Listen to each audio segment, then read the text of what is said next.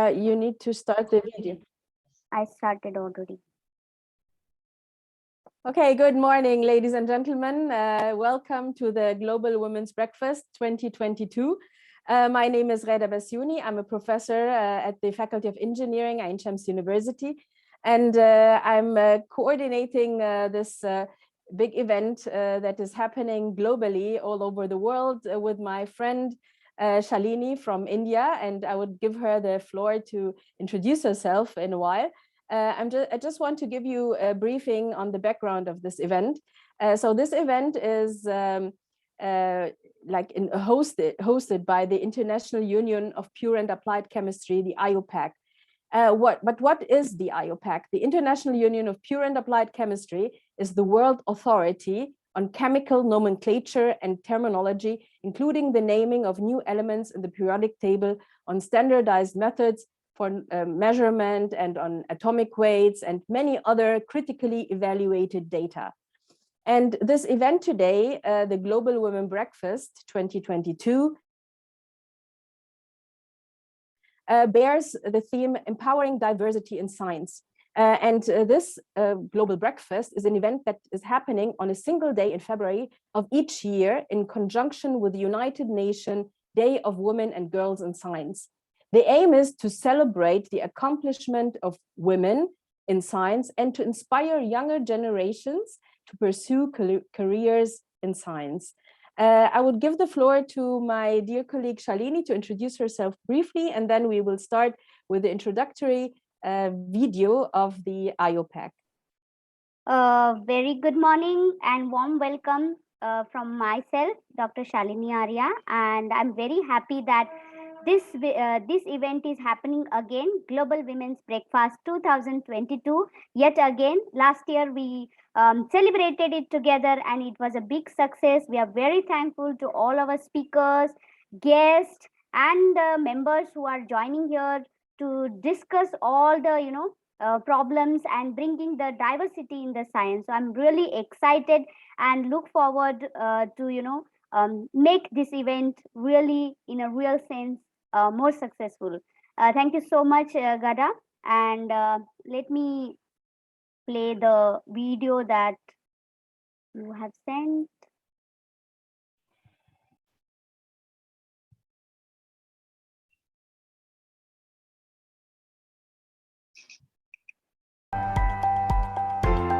Good morning, everyone. Welcome to the 2022 IUPAC Global Women's Breakfast. Mary, I'm thrilled to partner with you again to launch this amazing event. Hello, Laura. We have the great honor together to greet everyone and to welcome them to this year's celebration of the achievements of women in science. I can picture scientists all around the world leaping out of bed this morning to meet with their friends and colleagues.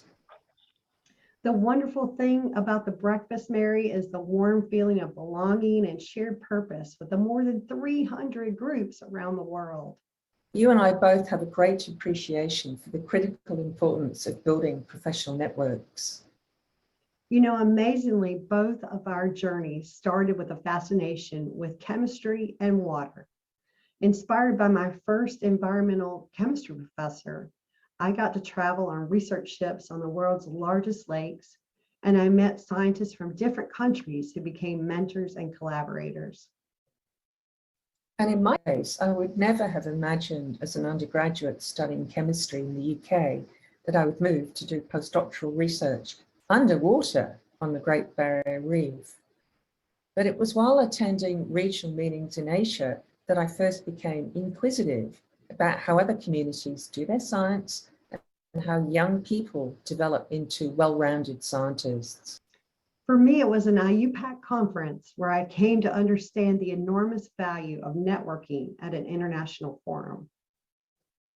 Absolutely. We met at an IUPAC meeting in Puerto Rico.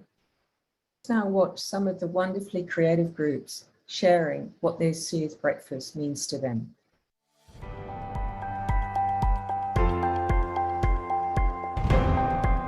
Unity in diversity. Yay!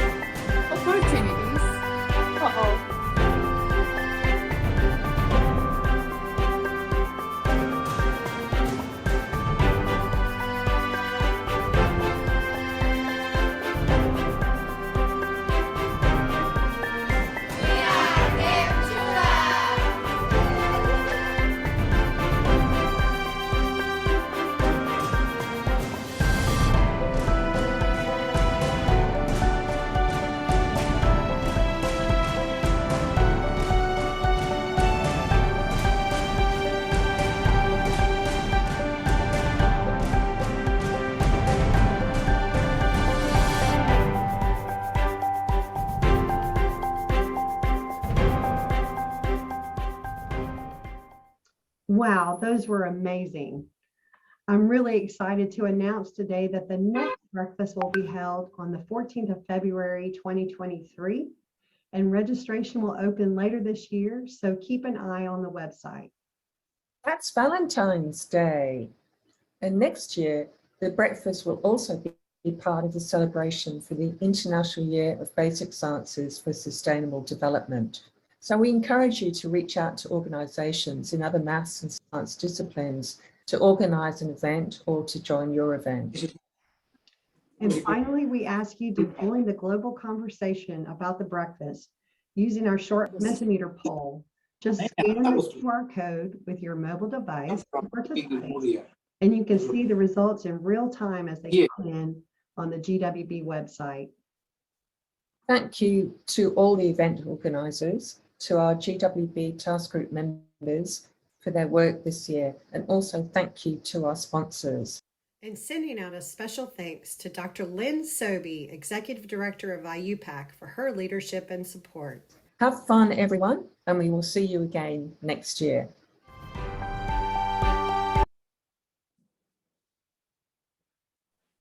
Wow, this was really amazing. So I hope that every one of you holds his or her coffee and tea, and we share our breakfast today. This year, Ain Shams University is hosting this event, and a special thanks to all the administration of Ain Shams University. And we are going to hear some welcome remarks of the president, Professor Mahmoud Al-Mitaini, and as well as our guest of honor, Dr. Nadia Zakhari, who was the former minister, in a video message right after my little speech. And maybe Shalini would like to comment as well on this amazing message we get from IUPAC. Yeah, you are sharing, Gada, the videos? No, Kamel, could you please share the video of Professor Mahmoud Al-Mitaini? Okay.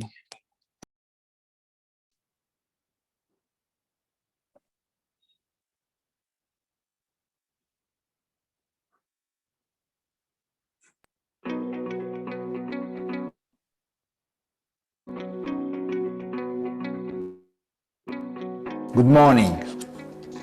The importance of higher education for women has received great attention in all developed countries.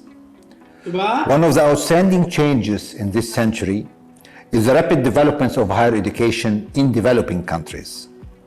Ain Shams University has already developed the platform for women higher education to face many challenges and cultural barriers, especially for women from the rural areas. Besides the many different fields of study at ASU for both genders with no preference, we have developed curricula to encourage STEM education for female students. We at ASU have long focused on how women can be empowered through higher educational systems, focusing on women with the establishment of the Faculty for Women. Despite a lot of improvement for women's status in society, the norms and values of society and families will create a barrier for some to go forward for higher studies. ASU is the only public university in Egypt that supports education for females only through this specialized faculty. It seeks to educate women to become highly motivated and effective professionals, leaders, and service-oriented citizens. It also aims to bring highly talented women from diverse cultural backgrounds who do not have the ability to pursue normal higher education. The Faculty of Women aspires to prepare cognitive, skillful, technical, and ethical human cadres in the field of arts, science, and education within the framework of an environment supportive of education, scientific research, and community service, contributing to solving its problems and meeting the needs of the local and regional labor markets. Moreover, for more diversity on campus, ASU is keen to have non-Egyptian students visiting the different courses in many disciplines. Diverse university campuses offer more worldview for students to consider and engage with. University students can learn from peers with different perspectives shaped by a variety of experiences. The interaction between students and different worldviews can help change minds or shape ideas. This adds to the diversity aspect on campus and allows more female students who cannot travel abroad to get connected to the outside world to interact with other cultures. Women have also made inroads into higher and managerial position in Ain Shams University in recent decades, and the pipeline for female leaders seems to be widening. Women have made significant gains in educational attainment in recent decades, better positioning themselves not only for career success, but also for leadership positions. In line with our belief in gender equality and the implementation of other SDGs, ASU will continue to do its best to empower women in science and engineering, as well as in other disciplines. We will continue to encourage outstanding women in our university to get into leadership positions and make our university grow and flourish with innovative ideas from both genders. Thank you for giving me this opportunity to share our ideas and beliefs with you. Have a pleasant morning and a very delicious breakfast. Good morning, everybody. It is my pleasure to be with you today in the occasion of the Global Women Breakfast, IUPAC. I would like to thank Professor Dr. Ghada for organizing this event and all the other organizers who helped her. I hope that the next meeting would be face-to-face after the pandemic of the COVID-19 passes away. I'm really proud to be an Egyptian scientist, as the history tells us about the ancient Egyptians preferred to be ruled by a strong woman rather than to be ruled by an unqualified man. Also, the history tells us about the famous Egyptian pioneer women practicing science, engineering, and medicine. For example, Merit Petah, the first woman in the history of science and medicine, and she was entitled the chief physician and the beloved of God. We also had Cleopatra, which was a famous and clever pharmacologist. In the last century, we had many women like Professor Dr. Helena Sidaros, who was a famous gynecologist, and she started writing stories for kids by the age of 70. We also had Dr. Samira Musa, the outstanding Egyptian scientist, graduated in 1940 and had her PhD degree in the USA in the nuclear physics. This continued in our present days, as we have many genius Egyptian women who are working in the field of science and technology and who are ranked internationally. We believe that learning and education is the first step in knowledge and civilization. We also believe that gender equality empowers scientific research. In Egypt, the number of girls enrolled in different non-scientific faculties are exceeding those of males. However, this is not the case in scientific faculty, as the males exceed the females. We found that the males exceeded females in the faculties of engineering, medicine, and veterinary medicine, and computer science. The number of males and females were more or less the same in faculties of dentistry, pharmacy, and physical therapy. However, in the faculty of nursing, most of the students and graduates were females. As a result, the total number of female graduates exceeded those of males, as they comprised 56% of the graduates. In fact, the female graduates from faculties of social sciences and humanities comprises about 74%, while those from the scientific field comprises only 26%. Regarding the researchers, we found that about 50% of those who are working in the field of scientific research are girls and women. In spite of this high percentage of female researchers, few women occupy decision-making positions like ministers, governors, presidents of the universities, and deans. Lately, positive steps toward the welfare of women in science and technology have been achieved. As we are now living in the golden era of women, as President El-Sisi believes in empowering women, and he also believes in the importance of gender equality. Besides, the Sustainable Development Goals 2030 is aiming for women political leadership, economic and social empowerment.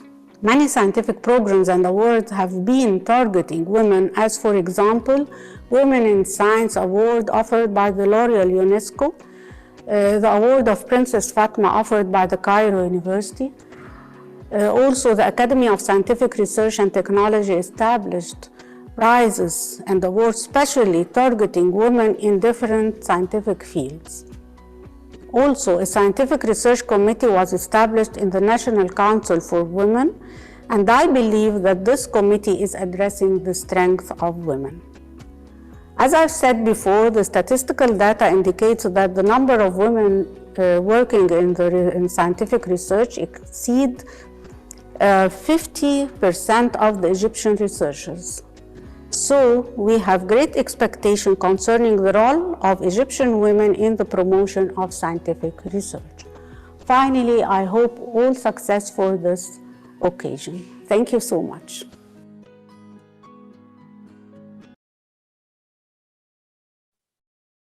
Wow, what a wonderful message from both. And I think that Professor Amr is here so that he can maybe push forward to an award that is done by the Ain Shams University for like excelling female scientists and engineers.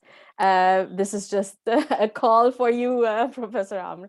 Shalini, you would like to share another video? Yes, I would like to share the videos, messages from my university. Welcome. Just a minute. It's Global Women's Breakfast.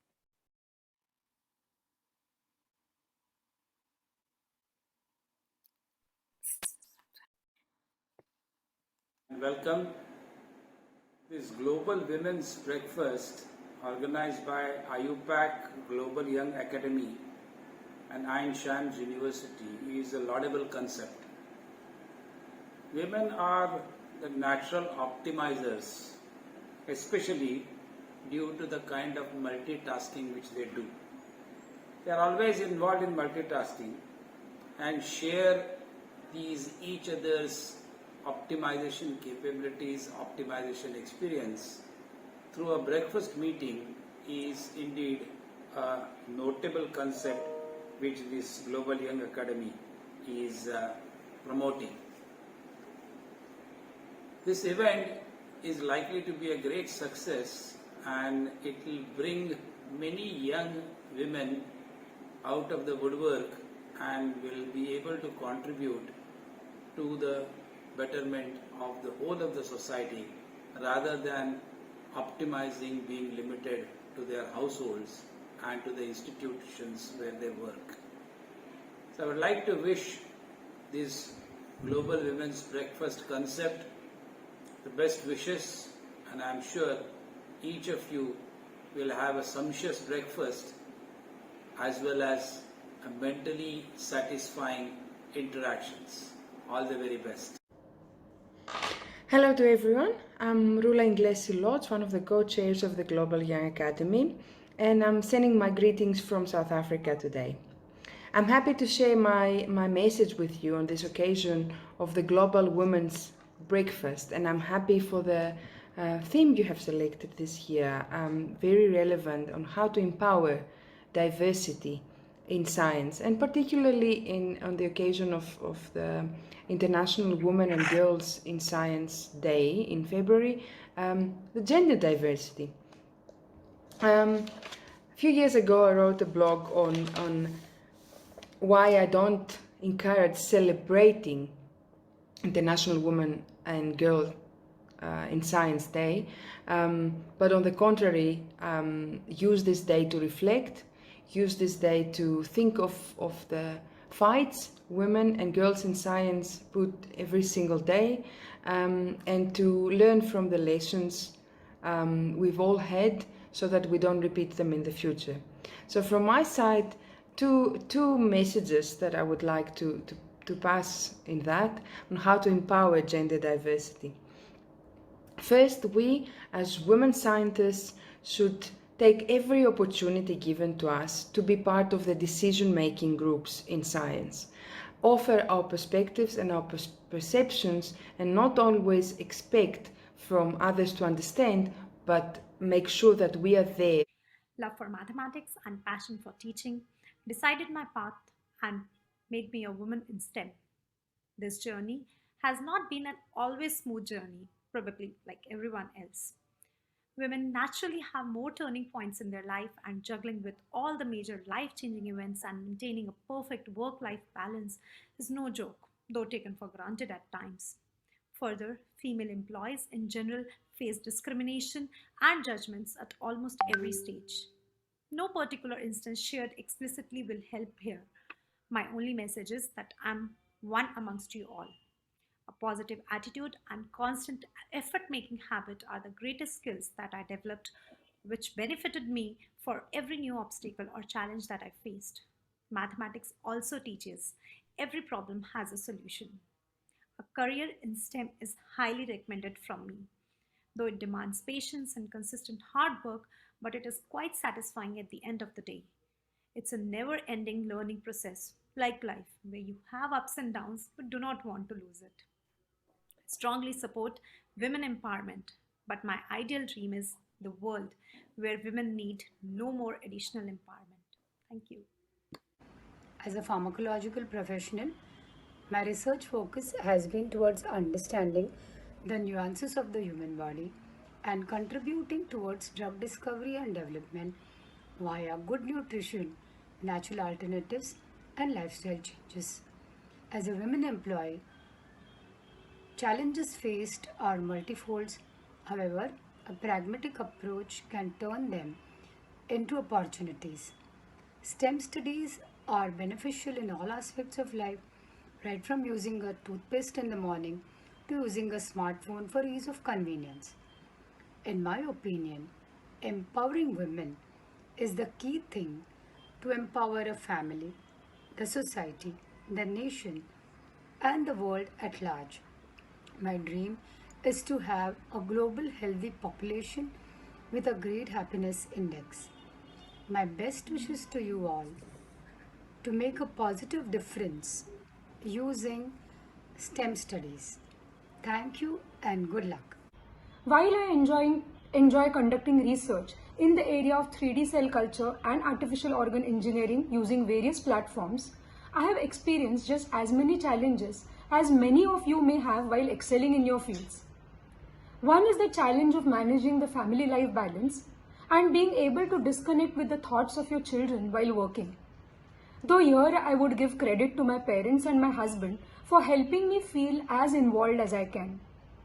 Further, working in STEM helped me nurture my disciplined nature and my naturally logical mind.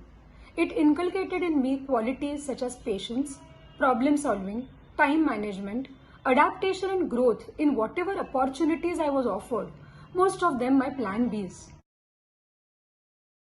Wow, that was fantastic listening to all those women, particularly, and men who are supporting and encouraging women to take a career in STEM is so inspiring and encouraging. Thank you so much, all the women, for these wonderful, messages. So, without wasting time, we are a lot of things to hear and excited talks from the experts today here. So Gada, I hand over the platform to you and request you to take this program ahead. Thank you very much, Shalini, for sharing all these wonderful messages. And thanks again to our host, Ain Shams University. And in particular, we have Professor Dr. Amr Shad today with us, who would like to give a message as well. Dr. Amr is currently the Vice Dean for Postgraduate and Research at the Faculty of Engineering at Ain Shams University, and he served as the Deputy Minister of Transport from 2017 till 2019. Dr. Shad received his PhD degree from Queen's University in Canada in 2007, and his research focuses on the steel structures and bridges, where he published so many renowned publications, more than 45 research articles in international journals and conferences. Dr. Shad is as well a reviewer for a number of international journals and is currently the editor-in-chief for Ain Shams Engineering Journal, which has actually got a very high impact factor this year. So I would like to encourage everyone to go ahead and publish in our journal. And Dr. Shad was invited to give more than 20 keynote lectures in different conferences and seminars. So we are very much honored and happy to have you with us here today. And I wish you, I give you the floor to you, and thank you very much for being with us. Thank you very much, Professor Ghada, and thank you for IUPAC for inviting me for this short and quick talk about women in engineering. So I hope everyone can see my presentation. Okay, so it's a great honor for me today to talk about women in engineering education, especially that some people are looking at engineering as if it's only for men. But in fact, I will this talk gave me a great chance for the past couple of days to look at the great achievements that ladies in our school have accomplished. So let me talk quickly in order to keep my talk within the 10 minutes. Let me give you a very brief overview about Ain Shams University. This is the administration building. Ain Shams University was founded in 1950, so it's about 70 years old university.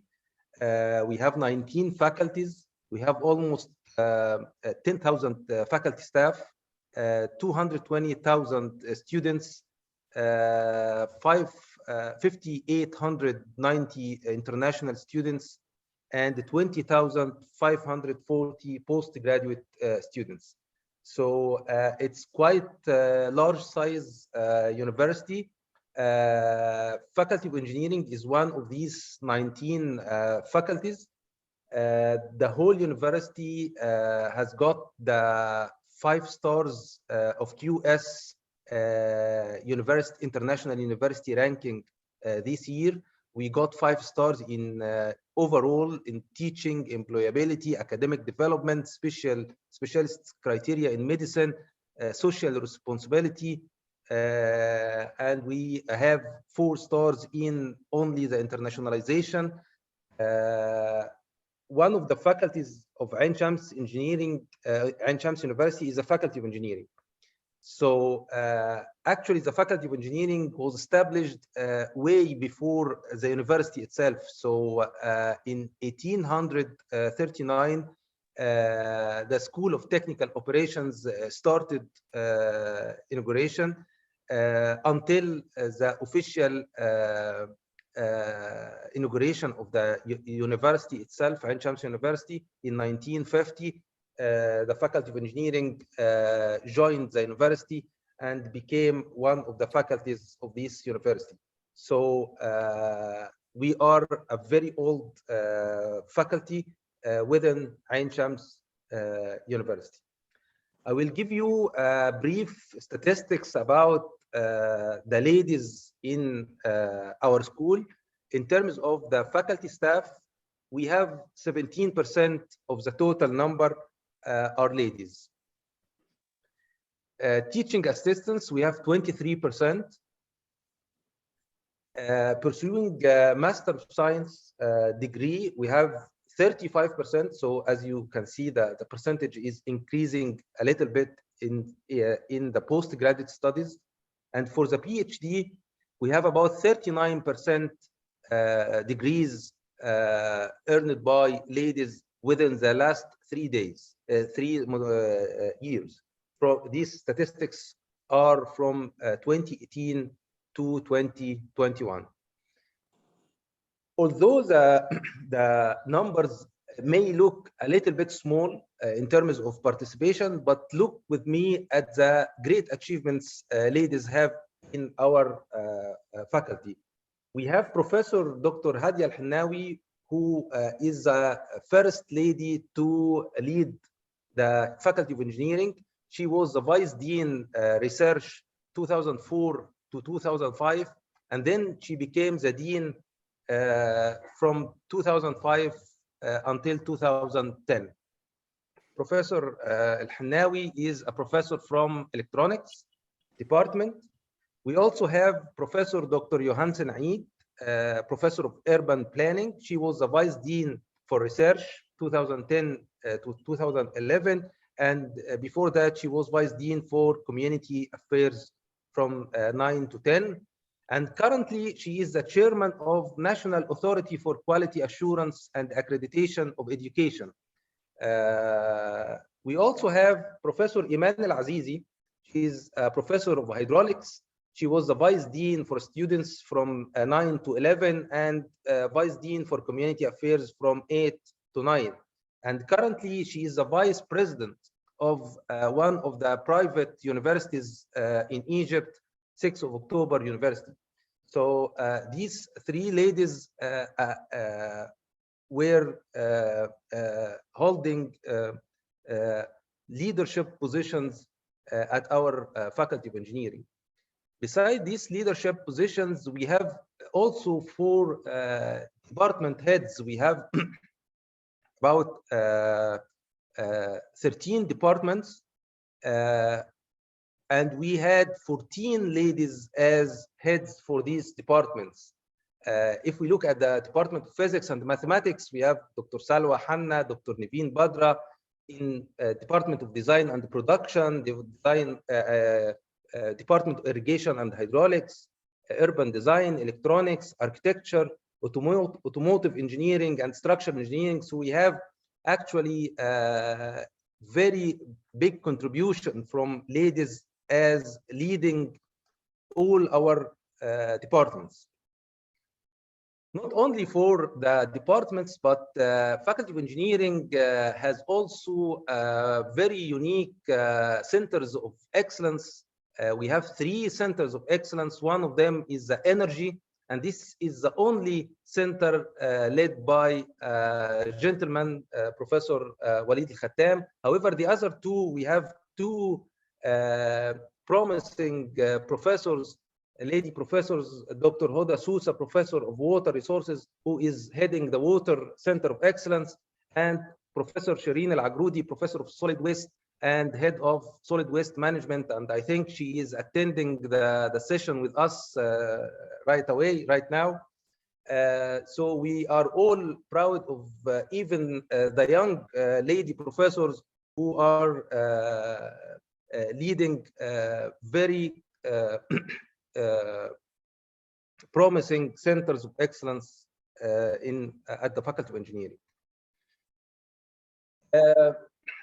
Not only in the positions, but even in the research contribution, as Professor Ghada referred to our Ain Shams Engineering Journal, which is a very promising journal with which is always at Q1 of international journals, with an impact factor 3.18 last year, and we are expecting even to have a greater impact factor this year. This journal is actually published by Elsevier publisher, and in this journal The paper that had the most number of citations is actually authored by Professor Dr. Hoda Qureshi from computer engineering. So even in the research publication, ladies are doing great job at our faculty. This actually led to great recognition and awards to our ladies. So we had like 4 ladies who got the state prize. Professor Dr. Nahid Al-Mahallawi, 1982, Professor Dr. Hala Hassan, 2008, and of course, Professor Ghada Basyouni, who is moderating this session, is 2013, and Professor Dr. Iman Taha, 2014. This is a very prestigious state award or prize, a national prize given by the Scientific Academy for Research. Not only on the national level, but at the university level, Ain Shams is giving every year an award for engineering professor. So 5 women lady professors, Dr. Salwa Ramli, Dr. Hadia Al-Hinnawi, Dr. Shafa Al-Wakil, Dr. Hanan Sabri, and Dr. Nahid Al-Mahallawi got this prestigious university award over the past few years. So as you can see, lots of branches, directions, recognition for the ladies at our school makes us all proud of their contribution and to the success of the Faculty of Engineering. Thank you very much. Thank you very much, dear Professor, for sharing all these statistics.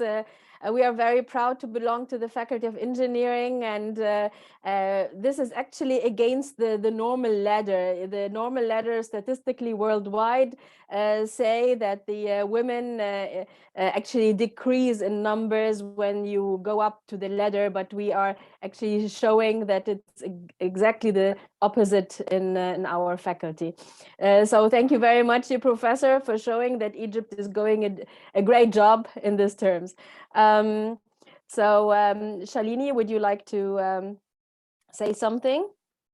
Yeah, we can go ahead with the next presentation, Gara. It was like fantastic to listen to Amrshad, and I think we need such leaders who help in further empowering the women's talent, because as he already said that women have a lot of talent, but at the same time, helping and a little support and motivation goes long way. So thank you so much, Professor Amrshad, for such a wonderful words and encouragement. Yes, Gara, over to you. Okay, thank you, Shalini. Now to our renowned professor, Dr. Nadia Kandil from the Faculty of Women. Professor Nadia is a titular member of the IUPAC and has a long history with IUPAC. She's a great mentor and a role model. And we are very honored to have her with us today.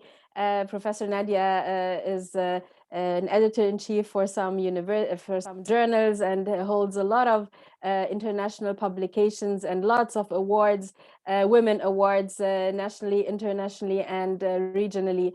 Dear Professor Nadia, we are so honored to have you with us, and I would like to give you the floor to share your slides or give a talk about UN Sustainable Goals and empowerment of women in science. The floor is yours. Okay, thank you, Ghada, do you hear me? Ghada, you hear me? Yes, we hear you. Please go ahead. Thank you very much for your introduction, and I'm happy to meet our colleagues from India again for Global Women Breakfast 2022.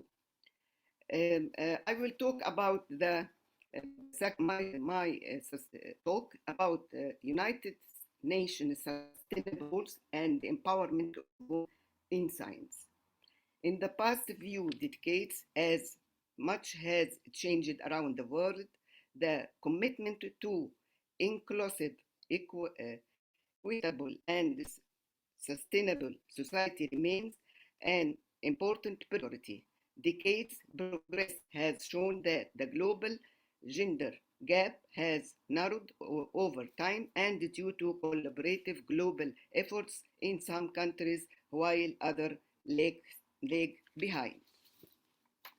Empowering women and girls, this include programs that have clear objectives for gender equality and provide opportunities for women to increase their skills, confidence, and ability to make positive change. But outstanding and innovation discoveries need diversity and different perspectives to achieve scientific excellence that is more important than ever. Significantly, the ongoing pandemic highlight the crucial role of science in finding solutions to or understanding current challenges. The Agenda for Sustainable Development, adopted by all United Nations member states in 2015, provides a shared blueprint for peace and prosperity for people and the planet now and into the future.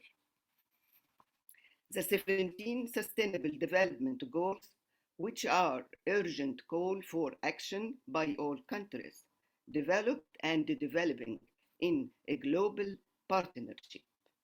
This recognizes that ending poverty and other deprivation must go hand in hand with a strategy that improve health and education and reduce inequality, all while tackling climate change and working to preserve our oceans and forests.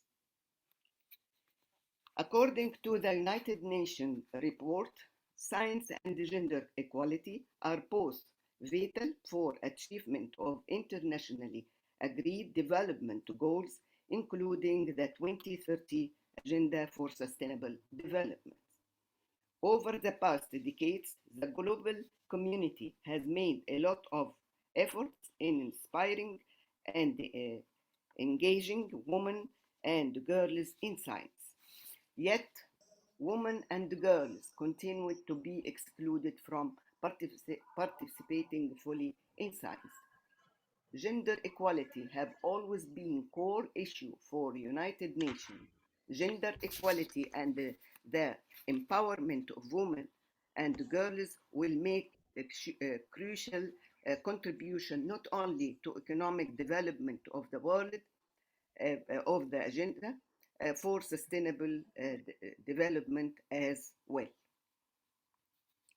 Recognizing the role of women and girls in science not only as beneficiaries but also agents of change, including in view of accelerating progress towards the achievement of sustainable development. According to the UNESCO Regional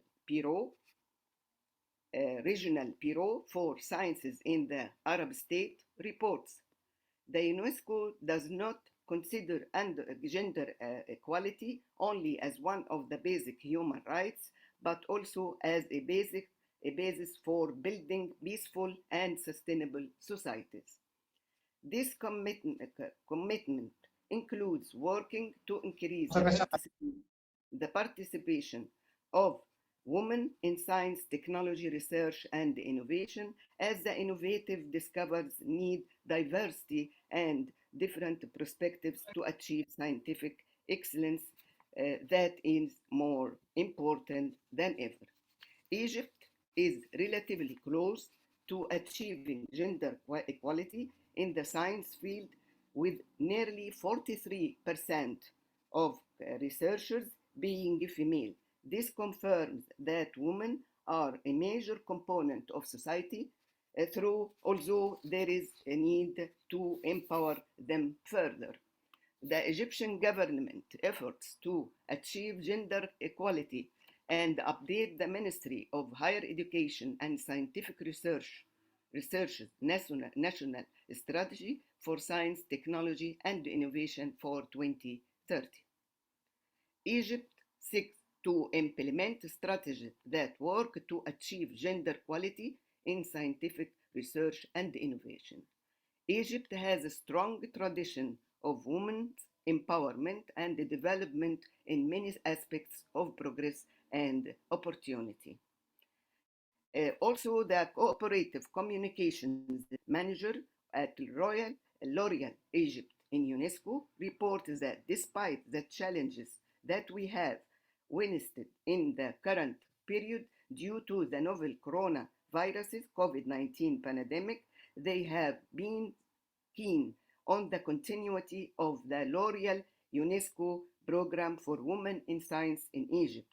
This confirms UNESCO empower women in the scientific research sector, which is a major component of the company's agent footprint. The program is at the top of the company's development program because it plays a vital and effective role in empowering women in the field of science, which contributes to creating added value for the societies in which we work.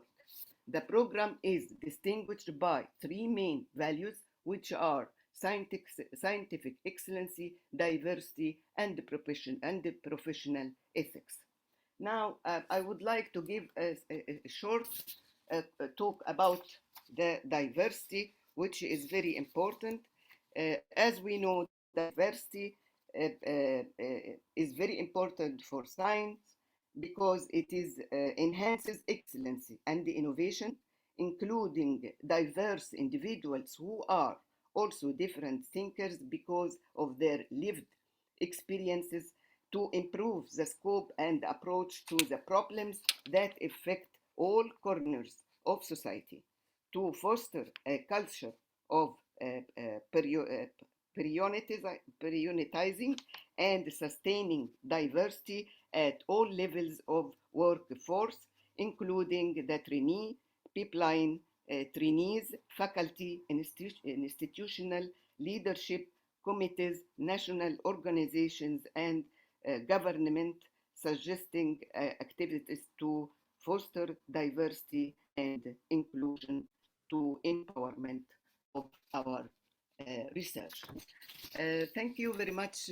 I'm finished quickly, and I skip some parts of my talk, but to give the chance for my colleagues to give their talks about Global Women Breakfast. Thank you again for all are attended, and for our guests, and for you first, of course, Ghada, and for all the people who are with us in this event. Thank you. Thank you very much, dear Professor Nadia. We really appreciate your time and efforts to encourage all of us, and you are a great mentor, and I always say you are my role model. You have done so many things to us, and you have encouraged so many of us to become what we are today. Thank you so much for being with us today. Now I would like to introduce Dr. Shaimea, who's going to give us the next talk. Dr. Shaimea Aneni is an associate professor of microbiology, Suez Canal University in Egypt, and currently in the Armed Forces College of Medicine in Cairo. She received her PhD from School of Medical Sciences in Japan, and her postdoc was also in US and in Japan. Sorry, Shaimea, I couldn't read your university name. Maybe you can tell us more about yourself. You also got a lot of awards and such a big CV. Thank you very much for being with us today, and I will give you the floor. Thank you. Thank you, Ghada. Good morning, everyone. Thank you for the nice invitation, and I'm happy to be with you today. Today I will talk about networking and the importance of networking for empowering the woman career, and I will give a small hint about myself during this presentation and how the networking is affecting my journey or my scientific journey. At beginning, I will introduce myself. I am, as Ghada said, I am Associate Professor of Microbiology and Immunology in Suez Canal University. And currently I am Associate Professor of Biomedical Research in the Armed Forces College of Medicine. I am facing the same problem every woman face. I am married with 3 kids, and I got my PhD from Niigata University in Japan in 2010. And after that, I got 3 postdoc, one from the same university in Japan, Niigata University in 2011. And the second one was from University of California, San Diego in the USA. After that, the third one was in Tokyo in Japan. And currently I am preparing my MBA, Master of Business Administration from the Arab Academy of Science and Technology. And my expected graduation date will be by the end of this year. For the networking and how, sorry, and how does the networking is affecting my career. At beginning, networking is very important. The networking help all scientists, or especially we will focus on the women, to gather, to share, to discover and get discovered, and also to verify and update themselves. So we can gain a lot of benefits from networking. Networking allow any scientist, either young scientist or a big researcher, to reach more aggressive goals. If you have a lot of network or a wide network, so you can extend your scientific reach. Also, you can establish a connection with many people that can help you to get funded, to get project, to get fellowship, or even to get a job or career at the beginning of your journey. But how to do networking? If you sit alone, you will not do anything. So to start your networking, you should at the beginning do it by yourself. And to do it by yourself, you should do everything. No one will do it for you. To start your networking, you should attend many conferences, many webinars, giving many talks, present posters, and take parts in discussion, roundtable presentation, open discussion. You can use every opportunity to have to talk to people. Not only your skills, and it is not just for attending many events, but you should also have science. So you should have some skills with hard science, skills like to be friendly, how to talk to people, how to communicate, how to interact with many people, and at the same time, how to reach your scientific idea to others. And to reach your scientific idea to others, you should have hard skills, you should have a hard science, you should study well and have a good science to present to others.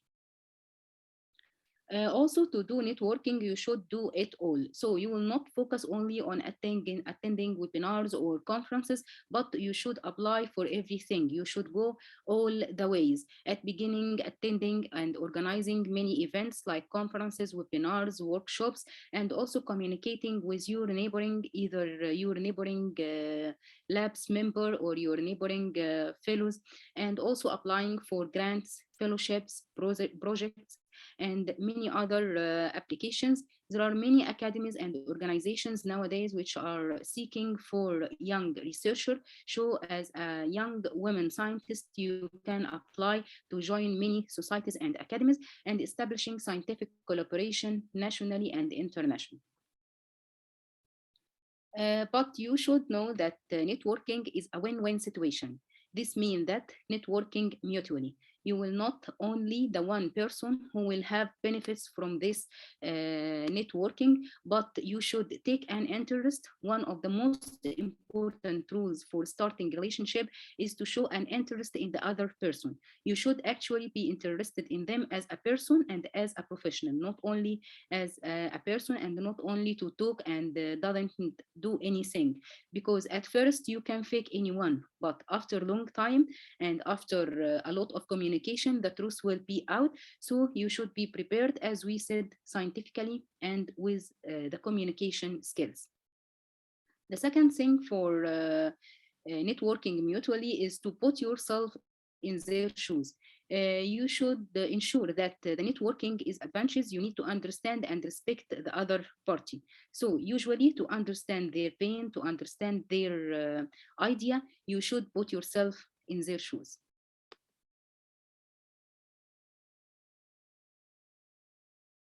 Myself, I start my network from so long time. I applied for many organizations and societies. I am member in the Egyptian Young Academy of Science, which is belonged to the Scientific Academy of Research and Technology here in Egypt. And also I am one of the members of the National Committee of Microbiology. I am a member in the Global Young Academy and the World Academy of Science, TWAS.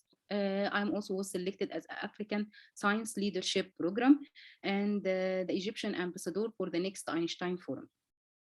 All these societies and organizations is an example of the networking which helped me greatly to improve my career. This event, was the first EUPAC Global Breakfast for Women, which I attended with Professor Ghada. This was in 2019, I think, 2 years before. This was before the COVID-19 pandemic, and it was my first time to attend such a global event, and I was very impressed during this time. I know many, and I make a lot of networking. I know many good people, communicated with many people, and until now we have a communication with some of them. So this is an example, a real example about the networking and how it improved the women career. Also for the next Einstein Forum, this is an initiative in Africa which aim to reviving the science in Africa. I was selected as Egyptian ambassador during the period from 2019 and 2021. And unfortunately, this time was a COVID-19 pandemic. So mostly every scientific event which is related to the NEF during this period was suspended. But luckily, they extended our ambassadorship. So until now, I'm still the Egyptian ambassador for the next Einstein Forum. And this year, we started to have a lot of activities again, because before, due to the COVID-19, everything was suspended, as I said.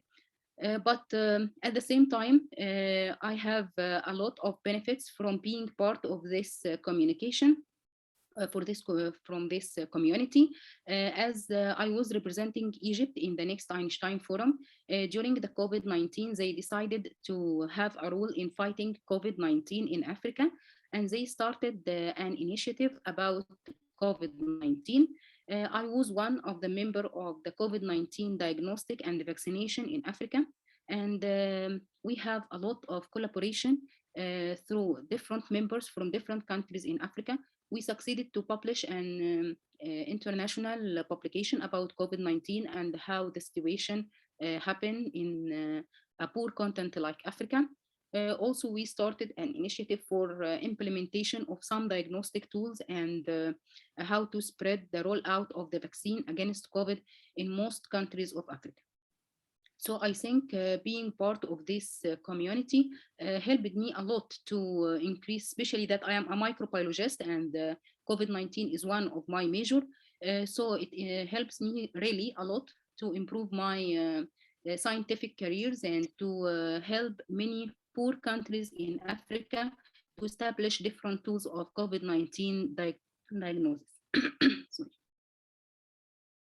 Another organization was the Organization of Women in Science for the Developing Worlds.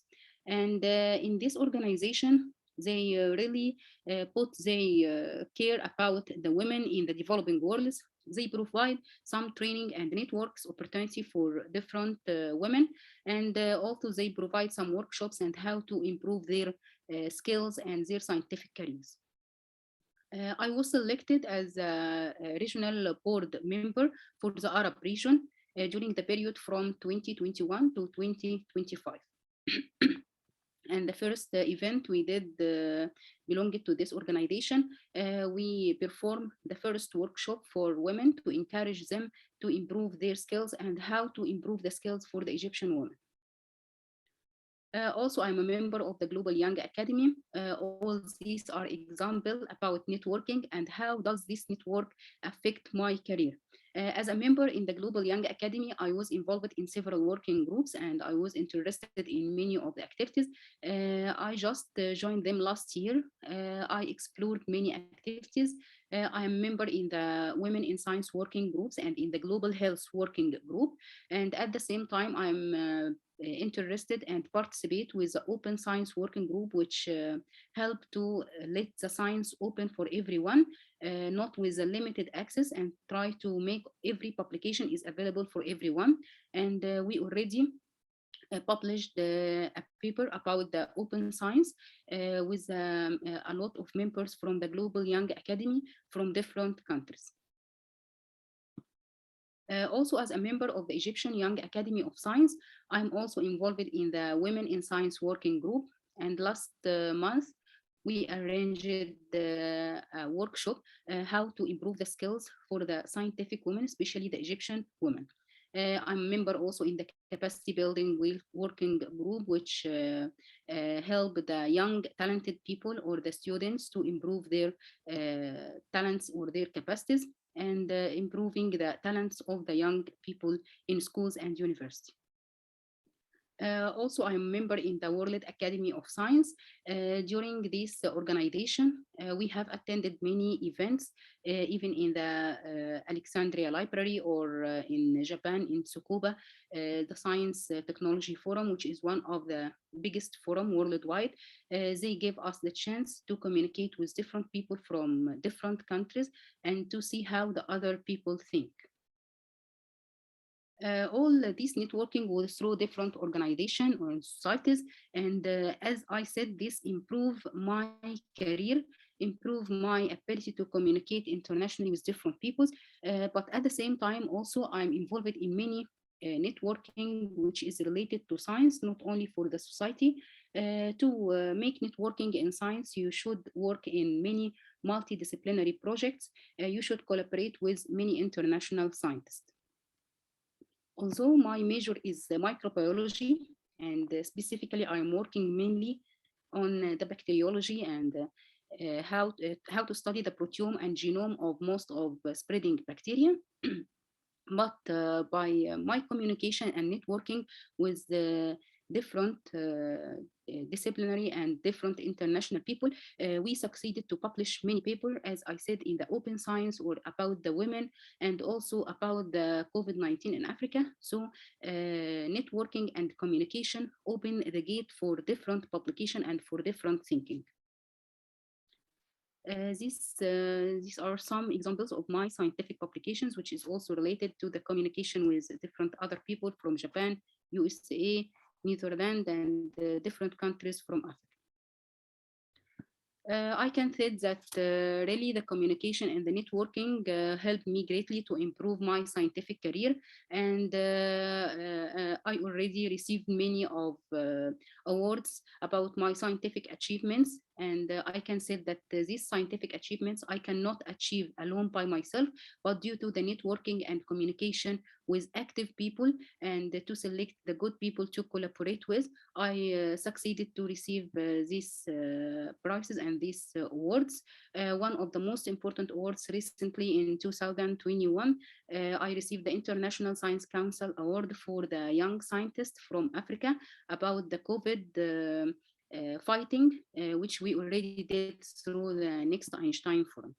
So this is important to say that the networking and communication opened the gate for me to participate in a very good work and to receive many of awards. Finally, I can say that in conclusion, the networking is the most important thing that I learned during my journey. Network open the door and aid the career transition. It can change all your life. Thank you.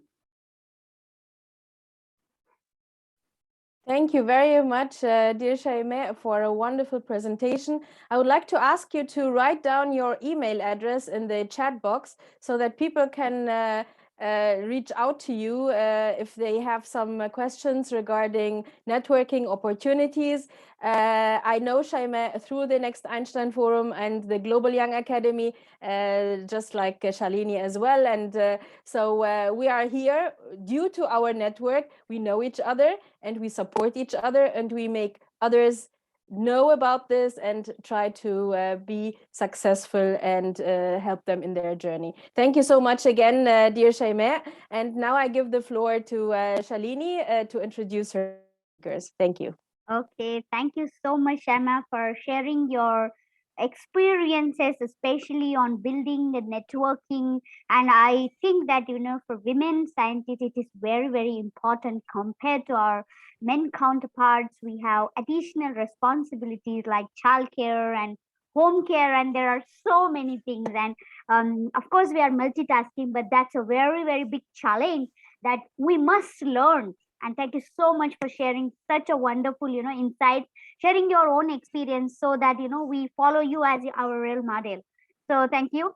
So without wasting time, we have our today's next presentee, Professor Padma Devarajan. And I know Professor Padma is my very own colleague and very, very inspiring personality for women scientists here. So Professor Padma Devarajan is currently Dean Research and Innovation at Institute of Chemical Technology, Mumbai. Earlier, she was head of the Department of Pharmaceutical Science and Technology. And apart from that responsibility, she was also involved in, you know, working as a coordinator of the World Bank Technical Education Quality Program of the country. And also she was president of the Innovation Council of ICT. And apart from that, she has been actively involved in publishing a very good high quality research. So without wasting time, I would like to hand over this platform to Professor Padma to deliver a talk on perception of global women breakfast. Over to you, Professor. Thank you very much, Dr. Shalini. Good morning, good afternoon to all colleagues from Egypt and India, and also colleagues from other parts of the world. It's a pleasure to be part of this Global Women's Breakfast for the second time with the same team from Egypt. And we are really happy to collaborate with the Ain-Shams University. It was indeed very enlightening to see the progress of women in that university, which was showcased beautifully by the Dean. And although as the Dean of ICT, of Research and Innovation, I don't have the statistics because my topic was perceptions on GWB, but I can tell you that ICT follows a similar pattern. It's a very open-minded approach, a very, very proactive, motivating ambience in which all faculty grow. And there are a lot of support systems created for women faculty at ICT and women students at ICT. We have a creche on campus, which is a big boon. So with even mothers, young mothers are able to continue their research or their jobs as faculty members. We also have special PhD fellowships for girl students. And even the government of India has a single girl child fellowship to promote girl students, particularly when it's only one child and a girl child. So opportunities for women at ICT and in India are certainly growing and growing. I have a brief presentation which I would like to share as I talk. Yeah, please share. You can share. So, yes. So the presentation is Perceptions on IUPAC Global's Women Breakfast. And I think we saw a wonderful video when we started that talked of all perceptions. So let me talk to you a little bit about how these perceptions go hand in hand with our Institute of Chemical Technology. Like the Ain-Shams University, we're also an old university, started in 1933. But in 2008, we moved out as a deemed university. So we are now a young institution, but growing at the same pace with all the wisdom and energy of the older university. So you can see that we have broken off or added 2 more campuses to our institution because of the need to disseminate education. And I think one of the important messages of the Global Women's Breakfast is dissemination of science. So it is precisely with this mantra of dissemination that we have opened 2 campuses. One is in our own state, which is not very far away, but the other one is almost 1,000 miles away in another state in India. So we are trying to really reach out. So outreach, dissemination is one of our major motives. There is a huge support for women and students in general. So what is our mantra? Our mantra is nurturing and empowering young minds to become the complete technologist.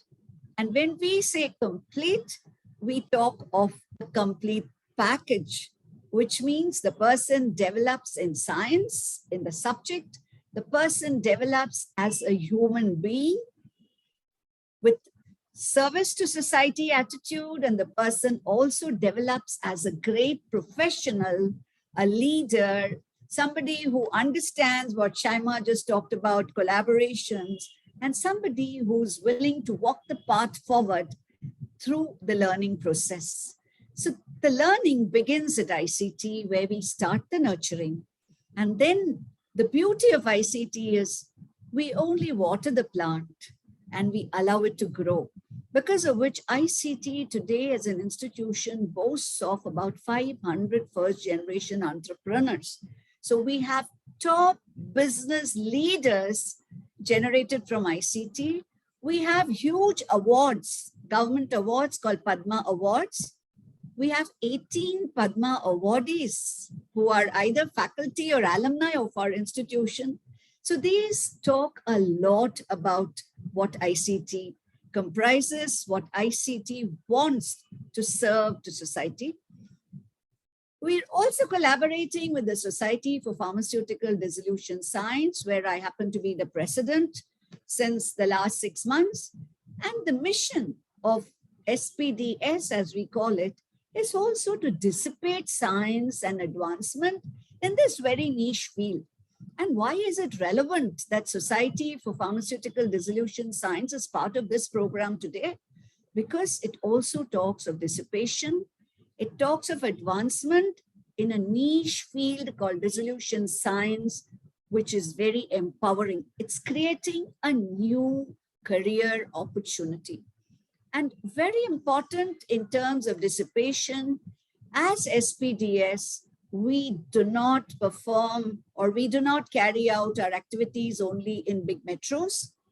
We have, particularly in the pandemic time, moved through the online media into interior of the country and reached out even to rural areas where you have excellent intelligence, but insufficient opportunity.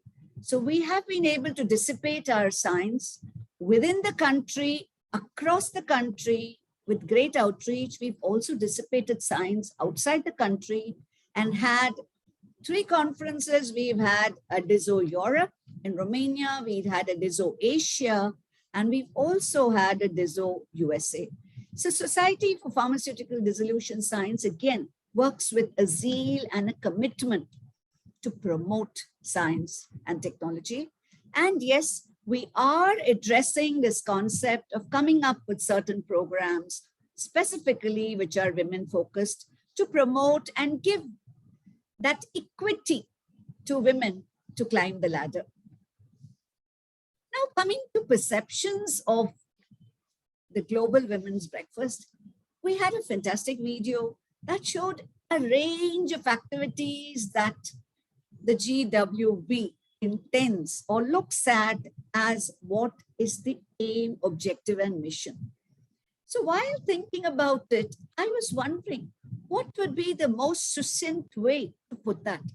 And what came to my mind is this banyan tree. I don't know if everybody is aware of what a banyan tree is. In India, we are certainly aware about it. And that's why I put a picture. This is a picture showing a banyan tree that is spread out. And this is a closer view that shows how thick these roots can be. So this is a tree that keeps producing roots that go deep And those roots can produce more roots. The tree, we call it in South India as Alamaram, and we say Adayar because that's the place where it is. And this Alamaram, or the banyan tree, is also called as a Bodhi tree because it is said that Buddha got enlightenment under the Bodhi tree. So why do I think this relates beautifully to the purpose and mission of GWB? Because it grows. There is outreach, there is dissemination. It's not just dissemination. Could everybody mute, please? So it's not just dissemination, but it is also sustenance because the roots go deep in. And there is a custom and tradition for people to gather below the banyan tree just for communication, for networking, for exchange of ideas, which could be business ideas. Many business meetings happen below banyan trees. And therefore, this to me seemed the best kind of synonym for the mission of the GWB. The tree I'm showing you here is 450 years old with an area that it covers is 40,000 square feet with all its roots. You can imagine, and it's one of the biggest trees in the entire globe. And below the tree, one gets enlightenment. Enlightenment enables empowerment. And the best example of enlightenment below a tree, everybody would agree with me, is Newton, Isaac Newton, and discovery of gravity below an apple tree. Not below a banyan tree, but below an apple tree.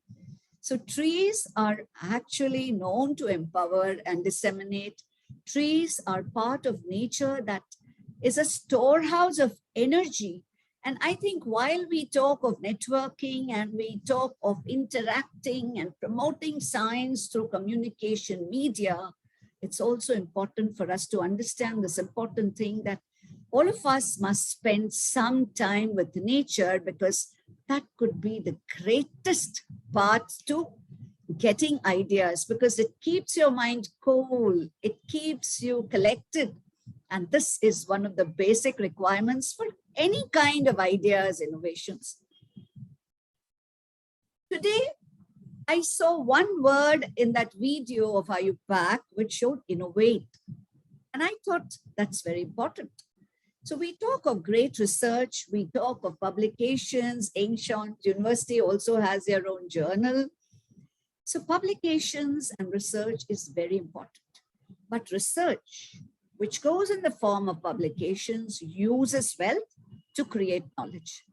The time has come now for achieving the UN Sustainable Development Goals to start innovation and converting this knowledge to wealth, which can cycle back for better research, go back to innovation, because this innovation would then lead to startups and entrepreneurship, which become wealth contributors, which become job promoters.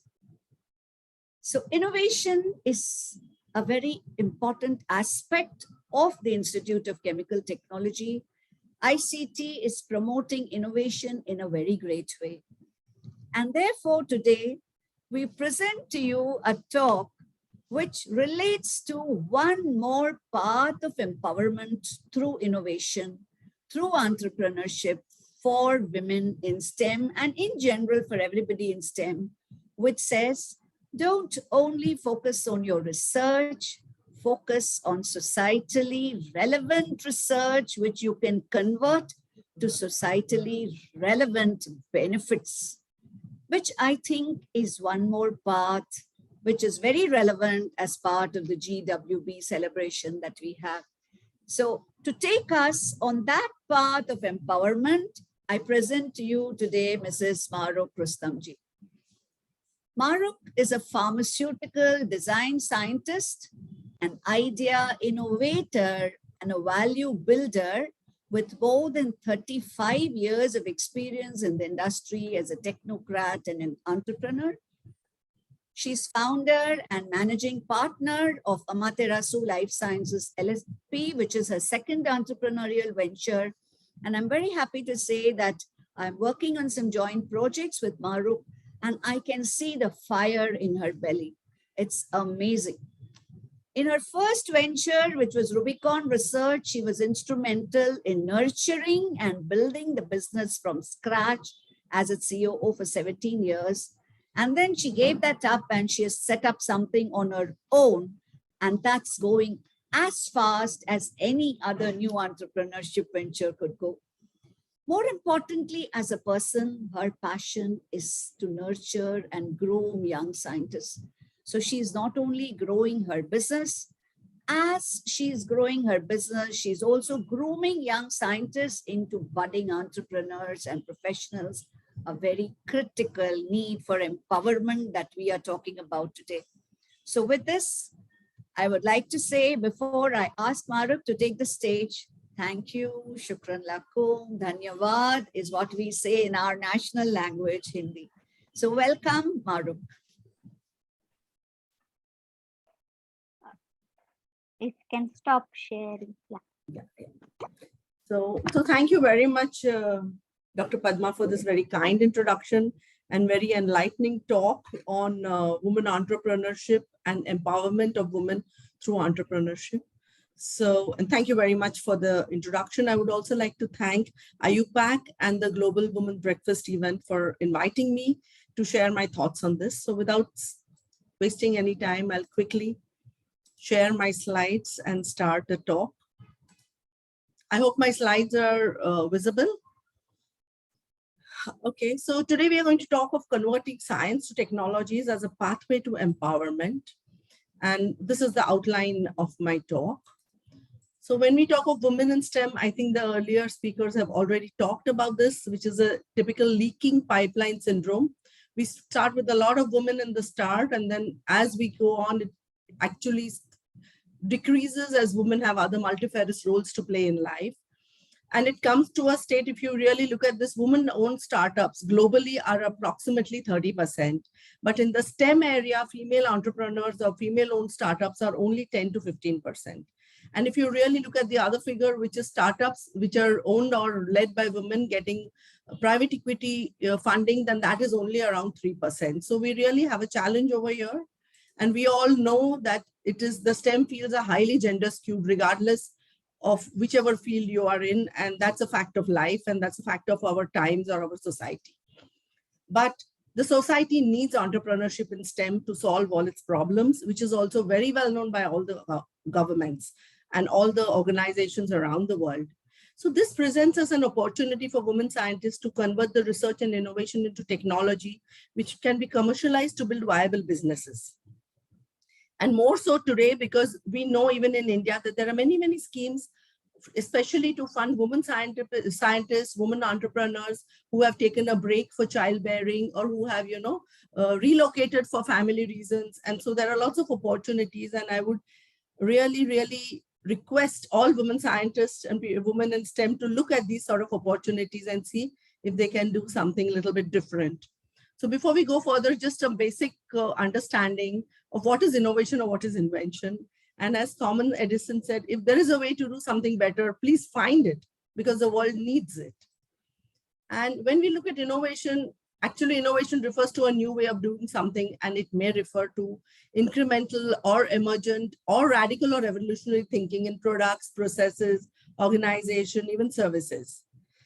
There's another definition which says that innovation is actually through combinations made by an entrepreneur resulting in a new product, a new process, opening of a new market, new ways of organizing business, or new source of supply. But what innovation really means, reality in real way of thinking is, of course, creativity, out-of-box thinking, followed by failures and iteration. There is no innovation or no research without iteration, which all of us know very well, especially women in STEM. Now, when we look at innovation and invention, there's a fine line between that. An invention is different from an innovation because at any particular time, it does not have commercial value. It may have a future commercial value, but at that point, when it doesn't have a commercial value, it's an invention. And there is no shortage of ideas and invention in the world. The challenge is to introduce these successfully to a market. And only the ideas and inventions which can be commercialized can be called an innovation. In other words, innovation requires an interplay between a product offering enabled by technology and a market, which is the people. And therefore, technology is the tangible form through which innovation can be implemented and converted to a commercial offering. A very good saying by Dr. Geoffrey Nicholson, which says that research is a transformation of money into knowledge, and innovation is a transformation of knowledge into money. And that's what we are endeavoring to do all the time. So when you look at technology, it's actually a value creator. When you're converting knowledge to money, you're creating value. Since I come from the pharmaceutical field, I wanted to talk a little bit more about these. So in the pharmaceutical product space, which is typically generics or new drug applications and approvals, these are typically, identified with very high regulatory needs. Efficacy and safety needs to be demonstrated, very high investment, and entry barriers are high, and there is moderate competition. But in the last 5 to 10 years, there is another area which is emerging very strongly from the business perspective. There's a big need for it for society, which is traditional and natural knowledge-based products and consumer healthcare products. These are typically typified by low regulatory needs. Efficacy and safety is very well accepted, so you don't have to demonstrate it. Lower investment, very low entry barriers, but of course, intense competition. And how do you cater to this competition? And that's where technology comes in. So the first role of technology and innovation is in the therapeutic drivers. Through innovation and technology development, you can have some unique therapeutic drivers built into your products or your offerings, like enhanced activity, improved efficacy, improved patient experience, even improved safety or reduced side effects. Then, of course, you have the commercial drivers, which are very critical to build a business. One is IP know-how, exclusivity. Will you get exclusivity or not? Very critical from the business perspective. Differentiation, new consumer population. Are you going to reach out to new consumer populations through your innovation? Any new indication or enhanced return on investment? And these are further facilitated by all these other aspects, like emerging technologies help you improve your delivery offerings, or competitive intelligence, key players, population dynamics, the way, for example, we know that aging population is going up. So more and more effort of giving some delivery of some specific offerings to elderly population definitely makes good business sense. Pricing and reimbursement is very important. Who's going to pay for your offerings and how they are going to pay it? And timing and alternate therapies. The competition is, of course, very important for you to make your decision. But when you evaluate all these and come through a proper pathway, then you get into a new product development or a life cycle enhancement. And it is this that actually increases the potential value add to any business or innovation. Now, before we go forward, just give a brief viewpoint into the changing paradigms in the pharmaceutical business. Because as people in science and research, we somehow don't understand the business environment, and that can be detrimental to this process. So we need to understand that we had the initial Pharma 1 period, which was full of blockbuster drugs, and everybody was looking at new molecules. And these were the drivers of change at that time. Now, the key decision-making or customer for these Pharma 1 initiatives were all physicians. But with time, it has, diversified and it has moved ahead. So in Pharma 2, you have a diversified product portfolios, and you have less physician need, but more the payer need, which is taken care of. And currently now we are in the Pharma 3 paradigm, where we are talking of healthcare reforms, health IT, consumerism, value mining, healthy outcomes, real-time data. And this is where we need to understand that your customer to whom you are delivering your innovation or product is the physician, but more important than that is the payer or the patient. And this focus on the payer or the patient is very, very important when you're trying to build your business case. So when you look at commercialization challenges, I think before we talk of commercialization, let's understand one thing. There is something known as the valley of death. The most promising ideas face daunting commercialization challenges. It's not easy, it's not simple. And there is actually an impossible valley of death between promising concepts and viable products.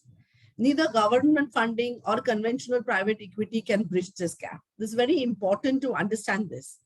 And this is because your product concept or delivery concept is based on false assumptions or counterproductive practices.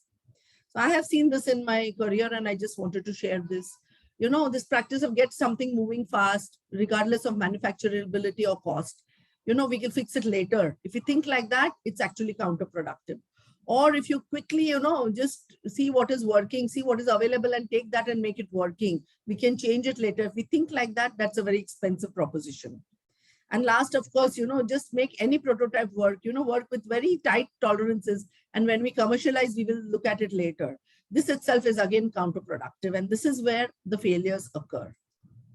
And when we look for the pathway for innovation to commercialization, let's realize one thing.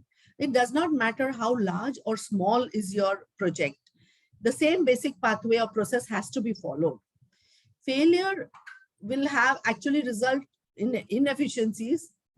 You are lucky then, but sometimes it can result in a complete failure at the worst. And therefore, we need to understand that there is a certain process through which you have to reach commercialization. Otherwise, your innovation, you will fail your innovation if you don't do it properly. And you have to follow a path which will dramatically increases the chances of success and help you with the launching of a profitable, high quality product or service. Now, this is in short, the pathway to commercialization. It starts with concept development and validation. And once the concept is developed and validated, you get into defining your requirements, technical, non-technical, many others. Then you work out a detailed design and plan of how you're going to implement this development.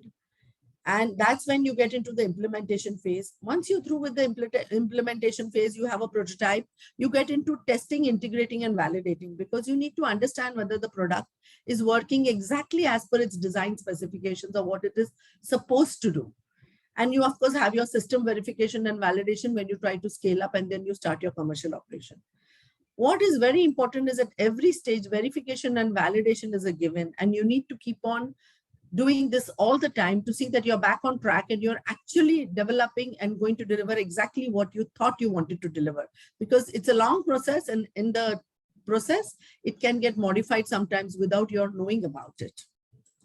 So when we are talking of concept development, just as an example over here, I'm going to talk about this product, which if you define it as a concept as you want to develop a skin moisturizer for women consumers to be used on their feet. Who will buy this product? The consumer will buy this product. You define who will do what. So, okay, we at Amaterasu will say we will design and develop and manufacture it. And we will outsource the distribution and marketing as well as brand building operations to a third party, because that's not our competency. So we need to be very clear as to who is going to do what and when. And of course, you have to validate the need for this product concept before you do all this again and again. Use key opinion leaders assessment, intellectual property assessment, technology, very important to understand whether you have freedom to operate. And if you have freedom to operate, do you have an exclusive situation in the marketplace? Competitor landscape, pricing, etc., etc. The more you do of the validation, the better chances you have of success. You need to also define your requirements and desired design criteria. And typically you have the first two being the most important, which is the customer or market requirements, typically non-technical and intangible ones. And then of course the functional requirements, which are more technical and tangible ones. And these then followed by the product quality specification and what test and verification are going to do to see that the product which works as per its design criteria. Typically, issues found during the design phase may change the technical specifications, but will rarely change the customer and functional requirement documents. And if you are actually changing the customer or functional requirements, it means that the concept was not really very well defined and there was some lacuna over there. Or maybe your reading of the marketplace or the consumer requirement is faulty. So when you look at non-technical, like I said, if you're going to develop a skin moisturizer for women's feet, these are all the requirements and maybe many more, which you will be looking at, and defining what you need as your requirement. When you're looking at functional requirements, being a moisturizer for women's feet, you would try to define what is the type of product it will be, what format, what is the amount, what do you want it to do to the skin, hydrate for how long, any claims you want to lay around it, you will design it accordingly. Whether you can put in some new technology advantages over existing competition, Substantivity and dermatological testing, very important for skincare products. Similarly, if you're developing a oral product, you may have something else which is more important depending on the type of product. And of course, ease of manufacturing and packaging is the key. Whatever you develop has to be able to scale up and manufacture, otherwise it will fail.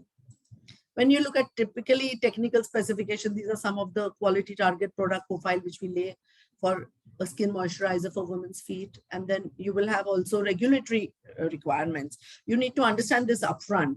What is the regulation around it and what you can add in, what not? What is the pathway to permissions for manufacturing? If you need permissions for clinical trials or any studies, what's the pathway to get that?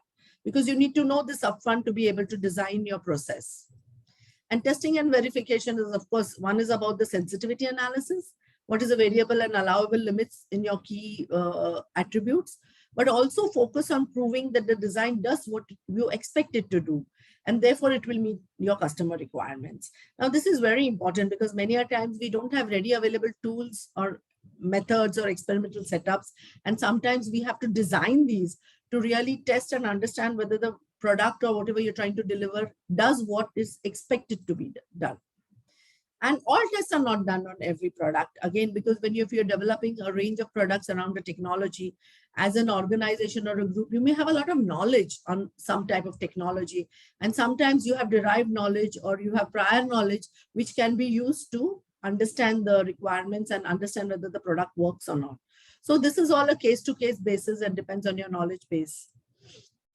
And of course, the only way to implement this is through a detailed design and plan. Is the most critical product development activity. You need very well-written, complete requirements, strategy, architectural documents. And once you do this, the steps will get really simplified. You have to, larger programs, you have to break them out, assign responsibilities. Sometimes you outsource some activities, you do some in-house. So responsibilities, accountabilities need to be allocated. Budgets also need to be allocated for all development, testing, and implementation activity. Costs and timelines, time or periods also is a cost to any company or business enterprise. So costing is very, very important. And keep an eye on the customer requirement. Ensure that design decisions do not impact these, because the basis of the full plan is your customer requirement. So you need to be very, very careful about this.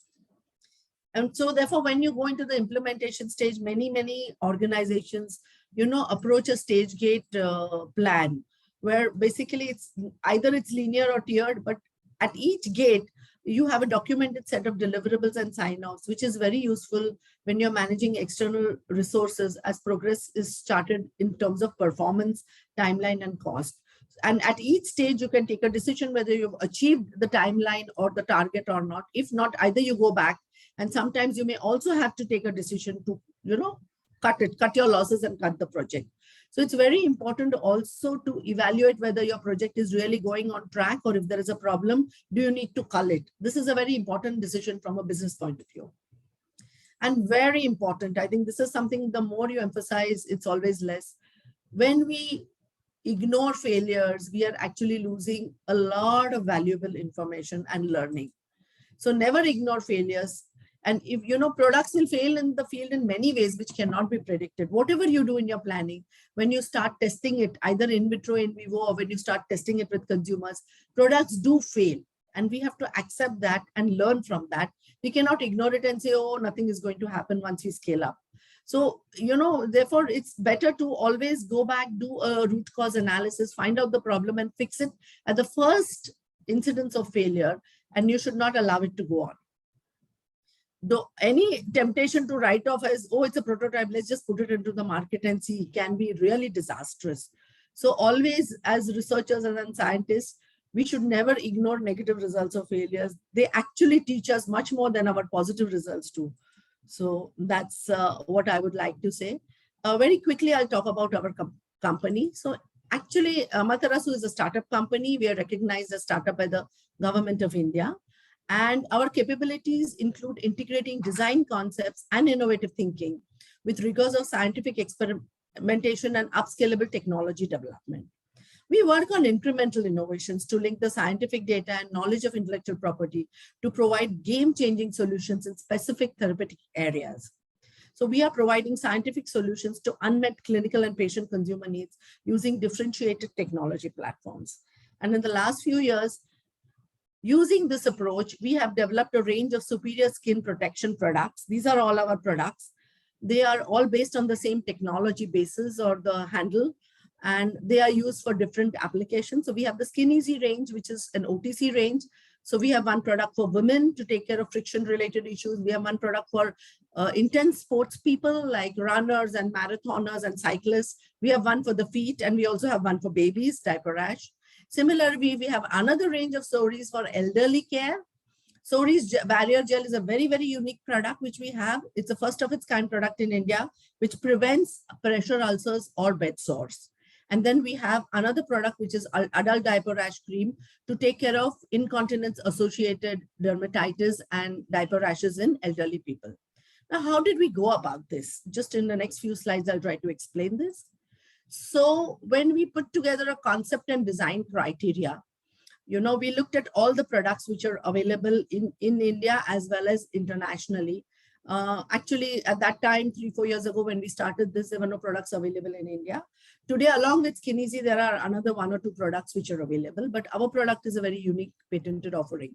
So we looked at the aesthetic part of it, we looked at the efficacy part of it, and the safety part of it. And these are all the parameters which we were looking for from the consumer point of view. And when we looked at it, we realized that we want to develop a product which is actually matching all these criteria. And we made some prototype samples. But after we made some prototype samples, we wanted to validate this concept, that would it really be useful? So we did a validation through a third party, which is a market research company. They went and talked to doctors, dermatologists, and they also talked to consumer groups. And this is what their findings were.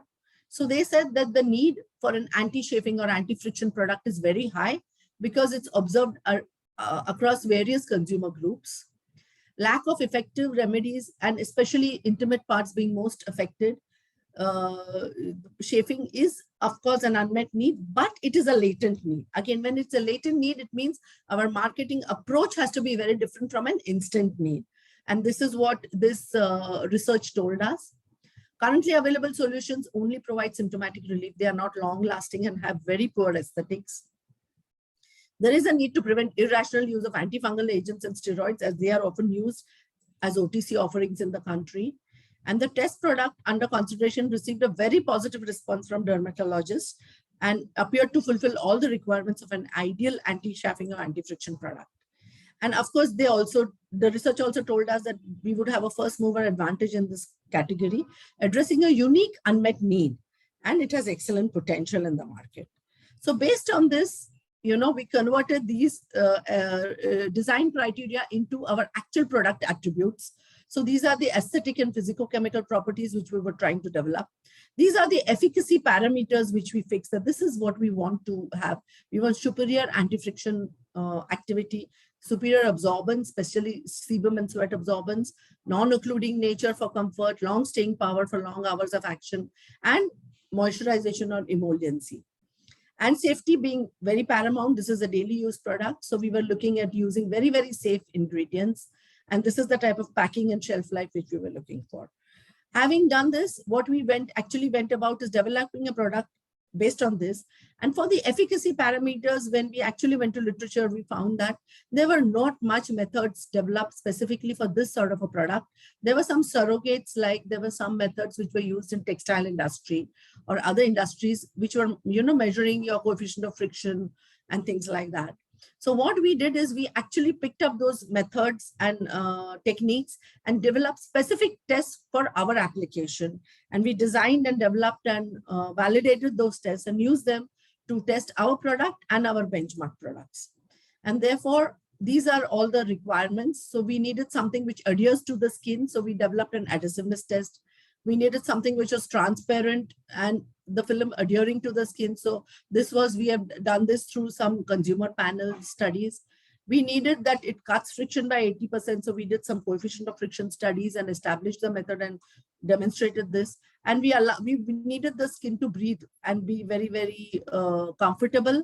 So what we did over here is we studied the water vapor transmission rate. We also studied the oxygen transmission rate, and we also studied the water repellency of the product. So therefore, with this, we were able to develop a unique silicone technology optimized for various applications, non-medicated, non-allergenic, very safe gel. It has a potential for application in various applications, including scar, wound, and also acne. And we could seamlessly integrate this into different delivery formats and natural ingredients. Recently, we have also developed a spray format.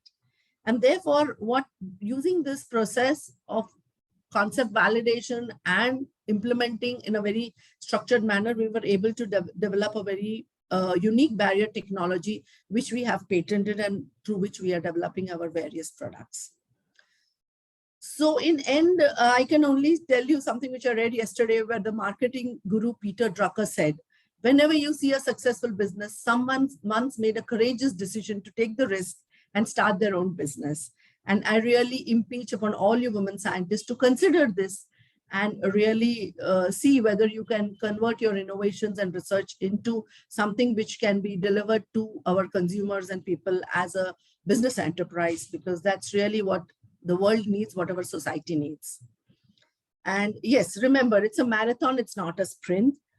Entrepreneur and building business requires a long-term work on it, lots of patience, lots of perseverance, lots of ability to accept failures and go back, and lots of sticking to the pathway. So definitely this is what it is, and that's how you need to think about it. I've just put in my email over here. If anybody wants to contact me for anything, I'm available. Thank you very much. Wow, thank you, Ms. Maharukh. It was very inspiring for all the women, because many times we see that there are women scientists, because on this forum you will see many women scientists. So we do consult with industries, we provide our valuable expertise, but taking that daring action to start our own entrepreneurship business is like very inspiring and motivating. And I'm sure in today's day we have learned a lot of things, and we will try to walk on your path, taking a lot of inspiration. Thank you so much for being here today and sharing your exciting and inspiring journey. So I would like to, Gada, take this session ahead with the next presentation. Okay, thank you very much once again, dear Professor Padma, for introducing such a fire of speeches and motivation. Thank you so much. I guess we are very bad in selling ourselves, and I think you made a very good case now to show us that it is doable and that we can do it if we really are dedicated and we are going to be successful, hopefully, as you are. Thank you for sharing your email so that we can learn from you more if we really, the ones who are really into the business and so on. We're later on going to talk about innovation from the Ain Shams faculty, as well, from the Ain Shams University as well. But for now, I would like to introduce my very dear colleague from the Global Young Academy and my friend, Dr. Mimi Hasim. She's an associate professor in the Department of Chemical Engineering at the University of Technology or what in Malaysia, UTM, and she's a professional engineer with the Board of Engineers in Malaysia and chartered engineer with the Institution of Chemical Engineers in the UK. She received her first degree in chemical engineering from UTM and the master's degree from the UK and the doctoral degree from Finland. So she is really global, and I would like to give you the floor to speak more about yourself and about the diversity, embracing diversity in science. The floor is yours, Mimi. Thank you. Thank you so much, Gada, for the very nice introduction. So I guess you guys can hear me, yeah? Okay. So maybe Gada, can you help me to share the slides and okay. All right. Yes. Perhaps to enlarge it. Okay, thank you so much, Gada. Okay, Bismillahirrahmanirrahim. Assalamualaikum warahmatullahi wabarakatuh, and a very good morning to our respectable chairwomen of the event, my dear friend Professor Gada, and also my dear friend Professor Shalini, as well as the other speakers for our events today. participants and audiences of the great event, the Global Women Breakfast 2022. So I am Dr. Mimi Hakim from the Center of Hydrogen Energy and the Department of Chemical Engineering, University Technology Malaysia. So today I am going to give a short, but I hope an eye-opening and refreshing sharing on a topic entitled Embracing Diversity in Science. Next. So before we start, perhaps we can have a quick glance on what is science. This is a really basic. So according to the Cambridge Dictionary, science is knowledge from the careful study of the structure and behavior of the physical world, especially by watching, observing, measuring, and doing experiments, as well as the development of new theories. So knowledge in science basically comes from the facts and opinions that are provided by scientists who have studied a particular subject or situation. So overall, science is a particular subject that is studied using scientific method. Next. It is also interesting for us. It is also interesting for us to reflect back on the beautiful origin of science.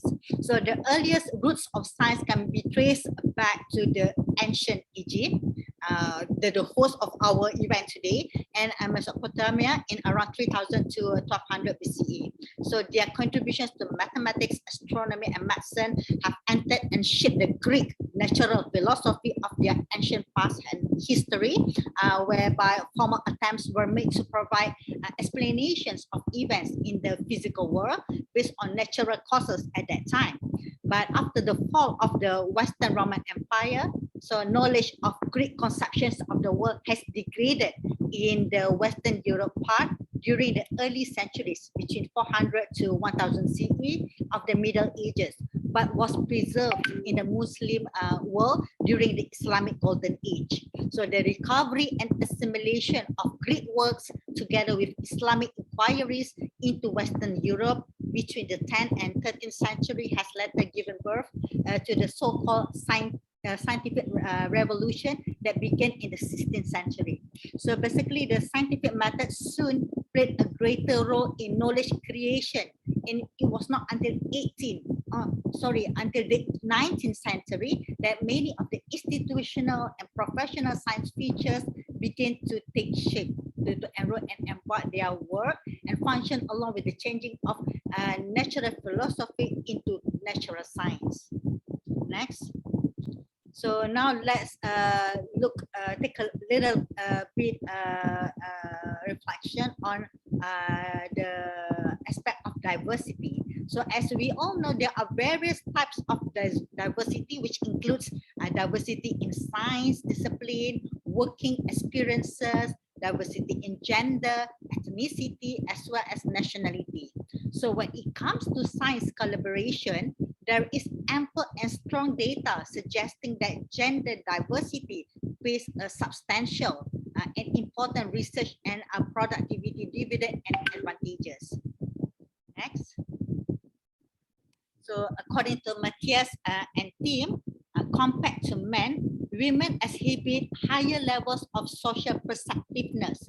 This means women do have a better so-called ability to tune into the feelings of the other people around them. We as women, we perhaps have more ability to somehow understand unspoken communication, picking up on body language cues, and discerning or judging the motivation behind particular behaviors that we see. So the same study also shows that teams or groups with more women members achieve greater equality in participation rather than having a team with more men members, which somehow indicated a more difficult situation to achieve equality when you have more men in the team. So the benefits of increasing women's representation, however, tend to flatten, achieve its optimum benefits at the extreme part of the situation. That is when you have too many women members in the team, this will somehow create imbalance, Hence, it may hampering down or lowering down the benefits of or the great features of having women in a team in the first place. Next. So what happened is this is because realistically or practically, neither all men nor all women teams will become the most effective or could give the best performance in problem solving. Therefore, given the persistent or consistent gender gap in science, women basically represent an untapped or unacknowledged potential for boosting the collective intelligence in scientific teamwork. A study by Joshi in year 2014 finds that women are more likely to emphasize, to accentuate on the aspect of educational qualifications when it comes to evaluating expertises, whereas men tend to be distracted by irrelevant cues such as gender. So by cultivating gender diversity, teams or groups can overcome such biases and reap the full rewards and benefits of diversified and actual team expertise. Next. So there is also a study in management science. As we all know, there are different branches of science. There is pure science, applied science, political science, as well as, one of them is management science. So the study in management science, one of the studies found that scholarly contributions were written by women-dominated group of authors typically pose different questions, focus on different issues, and engage in different research topics compared to men-authored studies. So articles with women authors, for example, are more likely to adopt critical and employee-centered perspective in management, whereas men-dominated studies tend to become or to be more prescriptive and operational in their focus. Next. So lastly, this figure, I find it as very interesting. So this figure somehow shows that the mechanism of innovation at scientific organizations, this figure emphasizes that diversity if we put in or we inject in the diversity element into any scientific organization, it does not always automatically lead to or producing creativity, not always automatically lead to creativity out. Yeah, so this basically indicates that in our assignment, fighting for women, empowerment, and so on, putting focus on gender diversity alone is not enough. Yeah, so in order to maximizing the benefits of gender diversity, this requires a careful management and other aspects as well. A careful design policies and dedicated leadership will allow scientific organizations to harness the power of gender diversity for collective innovations and discoveries. Next. So I also would like to take this opportunity to share a glimpse of data on the diversity in science scenario in Malaysia, where I am, where I come from, I am residing now and working in. So as we can see here, the recent statistics of Malaysian demography shows that in terms of population, men and women composition in Malaysia is almost the same. And this is true for all ranges of age, which is from the very young age, middle age, as well as for the veteran group. We have more or less 50% male and female in Malaysia in terms of population-wise. Next. However, despite this balanced gender composition in the country, as shown in the bottom part of this table, we can see that the number of female students taking science stream is higher than the boys for almost by 60% higher. Next. So this is true, this figure or number is true for different grade of the secondary school program in Malaysia, be it either grade of Form 4, 5, or even upper 6, where we have more female students taking science compared to the boys.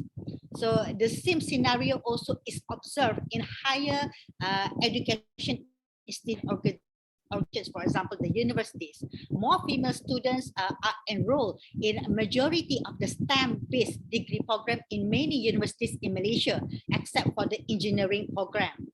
So in fact, even for the engineering program, the number of female students is not significantly lower than the male students. So eventually, I am sharing this statistics today to show that in Malaysia, the issue of gender diversity in science, especially in schools and universities, is almost non-existent. So in fact, the scenario also applies for the faculty members, which is the academic staff. For example, in our school of chemical and energy engineering, the number of female academic staff in a different department under this school, which include chemical engineering, bioprocess engineering, polymer engineering, and our gas engineering program, we either have more female staff or equal female staff compared to the main staff as the faculty members. So back to the school and university students, women and men, females and males, girls and boys students, they do stand an equal chance and opportunity to be enrolled in the science courses or programs that they are interested in.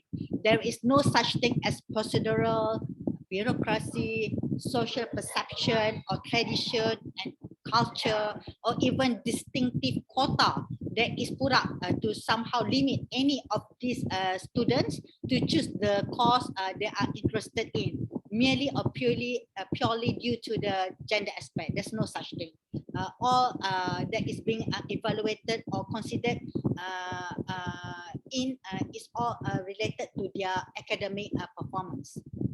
But our bigger challenge in the country, I must say or share today, is on how to lure or attract back our male students, our dear male students, to choose science like how they used to be before the year 2010 or so.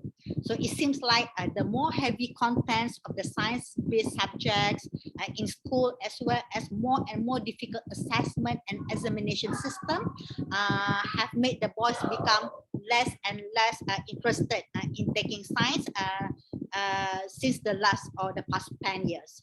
So therefore, I believe it is our challenge and responsibility as scientists, as educators, as those in the academic teaching and research line, to bring back the joy in learning science, to create an environment that will drive students to be curious and also able to apply their deep critical thinking in learning science.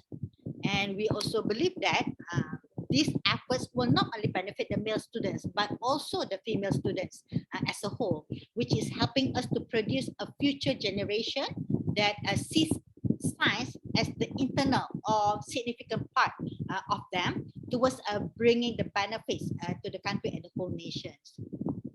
Next. So with that, I would like to thank all of you for your kind attentions. Thank you very much again, Professor Gada, for the great opportunity. I really appreciate this. And also our dear Professor Shalini for chairing the session well together with Professor Gada. And again, I am wishing all of you here a happy International Day of Women and Girls in Science 2020. So with that, thank you very much. Shukran. Next, maybe. Yeah, I would like to acknowledge two of my colleagues who are also involved in preparing the materials. Thank you so much. Thank you very much, dear Mimi, for a wonderful presentation.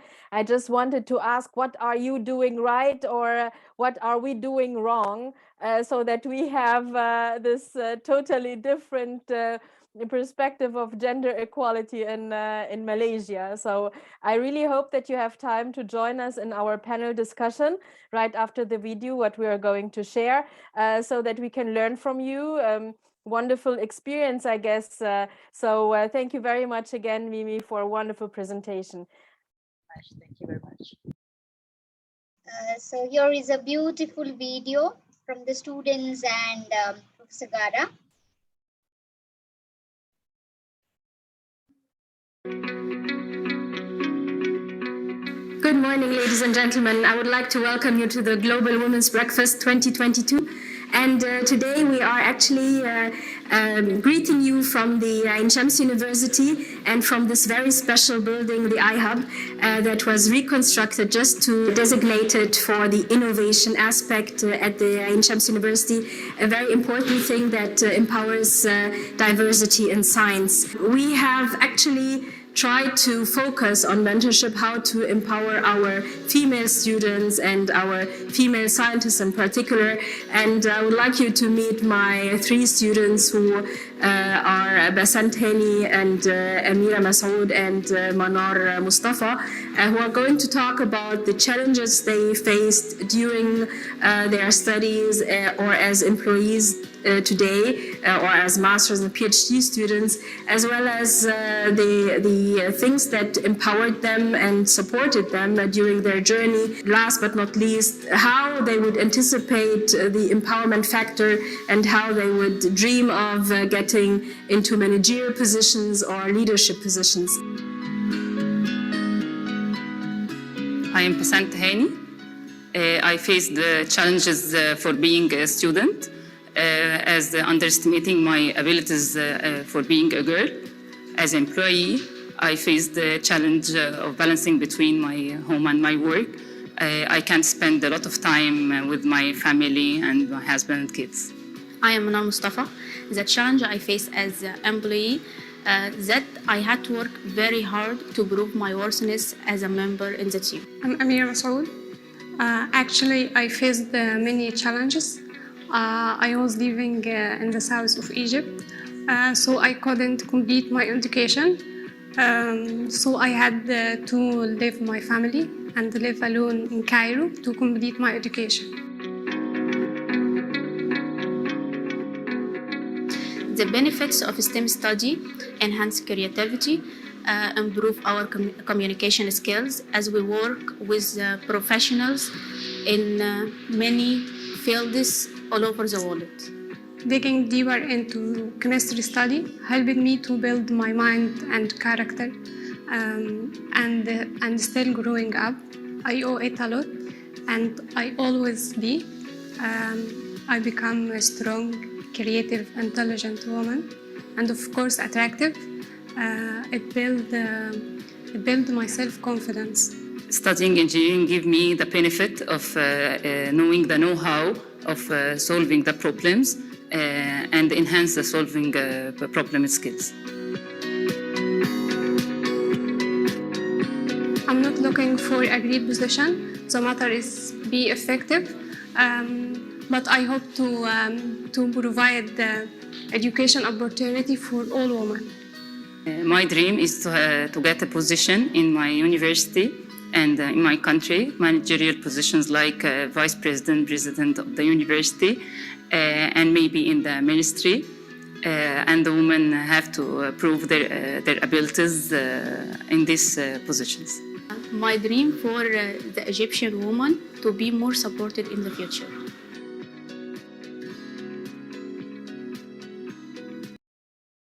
Wow, what a fantastic messages. They are directly reaching to our hearts. Thank you so much, Ghada, for taking an initiative and bringing the thoughts of all the students. Thank you so much. Yeah. Thank you very much, Shalini, and thanks to the students who paved the way now for our discussion. We have renowned panelists today, our colleagues from the Global Young Academy, again showcasing, yes, of course, Global Young Academy, being really the networking effect has a great deal here in our Global Women's Breakfast today.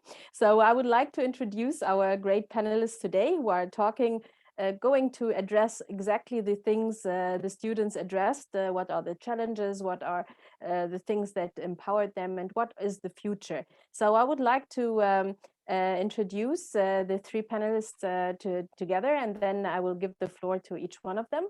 So we have Dr. Vidushi Nergin, and she's an associate professor since April 2019, and she's based at the Biopharmaceutical Unit at the Center for Biomedical and Biomaterials Research at the University of Mauritius. So welcome, Mauritius, and welcome, Vidushi. And then she graduated with a PhD in biosciences in 2008, and her research interests focus on the cancer preventive effects of functional foods and medical plants, and so many things that she has been awarded. And as we said, we know each other from the Global Young Academy, from the Next Einstein Forum. So many wonderful awards and so many wonderful achievements. Maybe you will have a chance to address these things while we are discussing today. And then we have our great dear professor, Dr. Amel Amin, and she's a professor for polymers nanotechnology at the National Research Center in Egypt. And she studied and worked at and traveled to more than 30 countries, including Germany and France and so on. And she has a distinguished scientific achievement, including publications, awards, and so on. And the most important thing is that we know each other from the Global Young Academy as well. And she's been the founder of the Women in Science Working Group, and she has so many different achievements in this gender-related issue. So thank you very much for being with us today, Amel, and I hope that you have the chance to tell us more about your journey during the panel. And then last but not least, we have Professor Maha Nasr. I cannot see you, Maha. I hope you are there.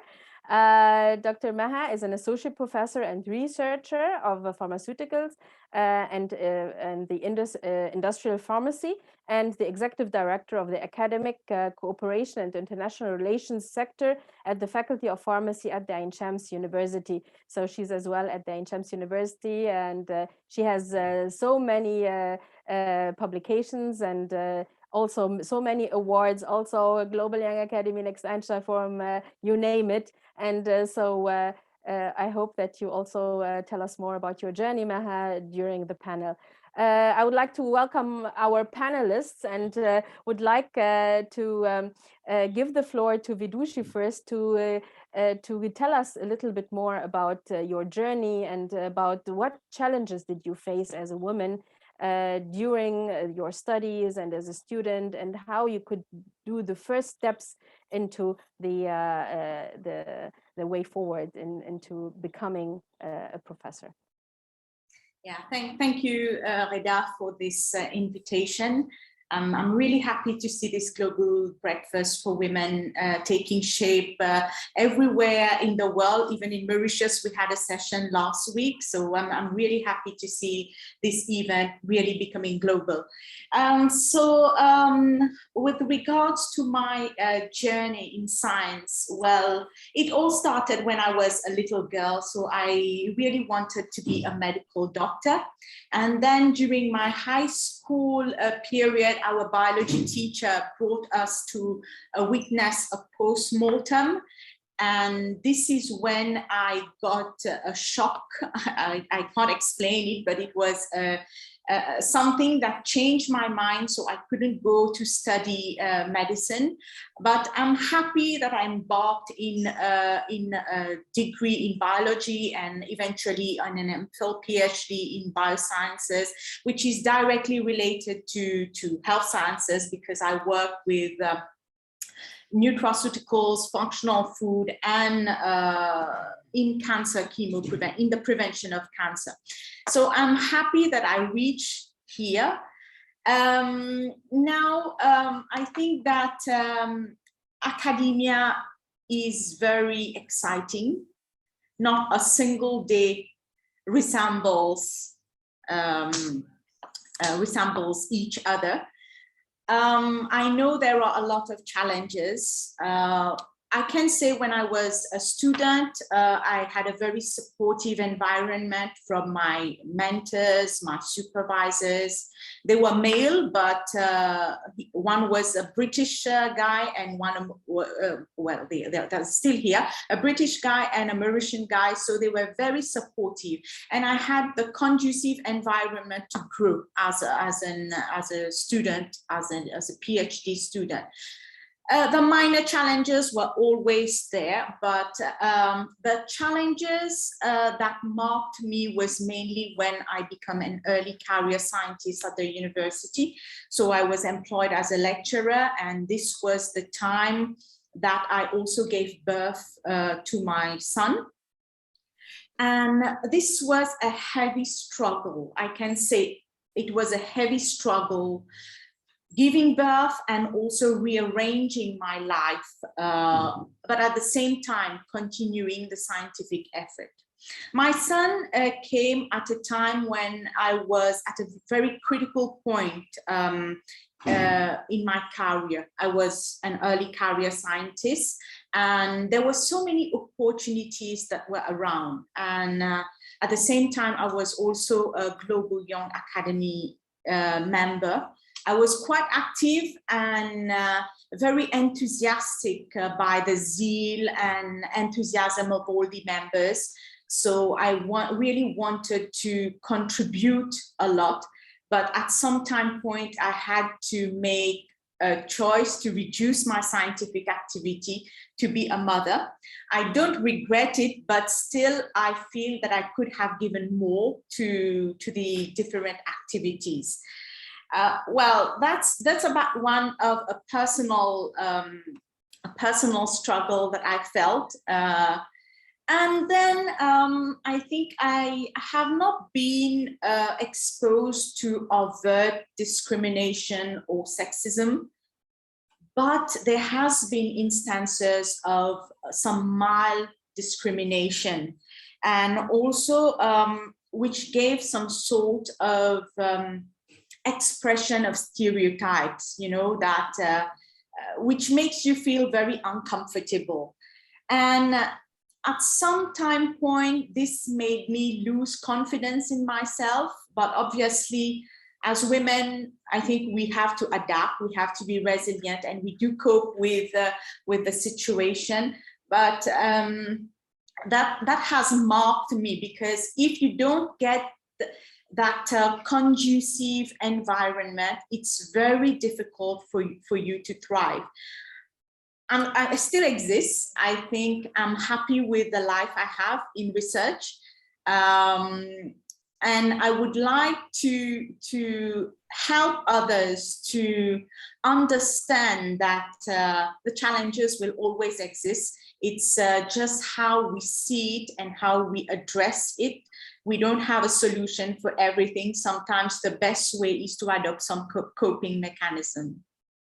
Okay, well, challenges is the key word now. So maybe Professor Amal Amin can tell us also about how she could overcome the challenges she faced, and her journey building up a network for women, and having us, actually it's because of you that we all know each other here. And so maybe you can tell us more about your journey.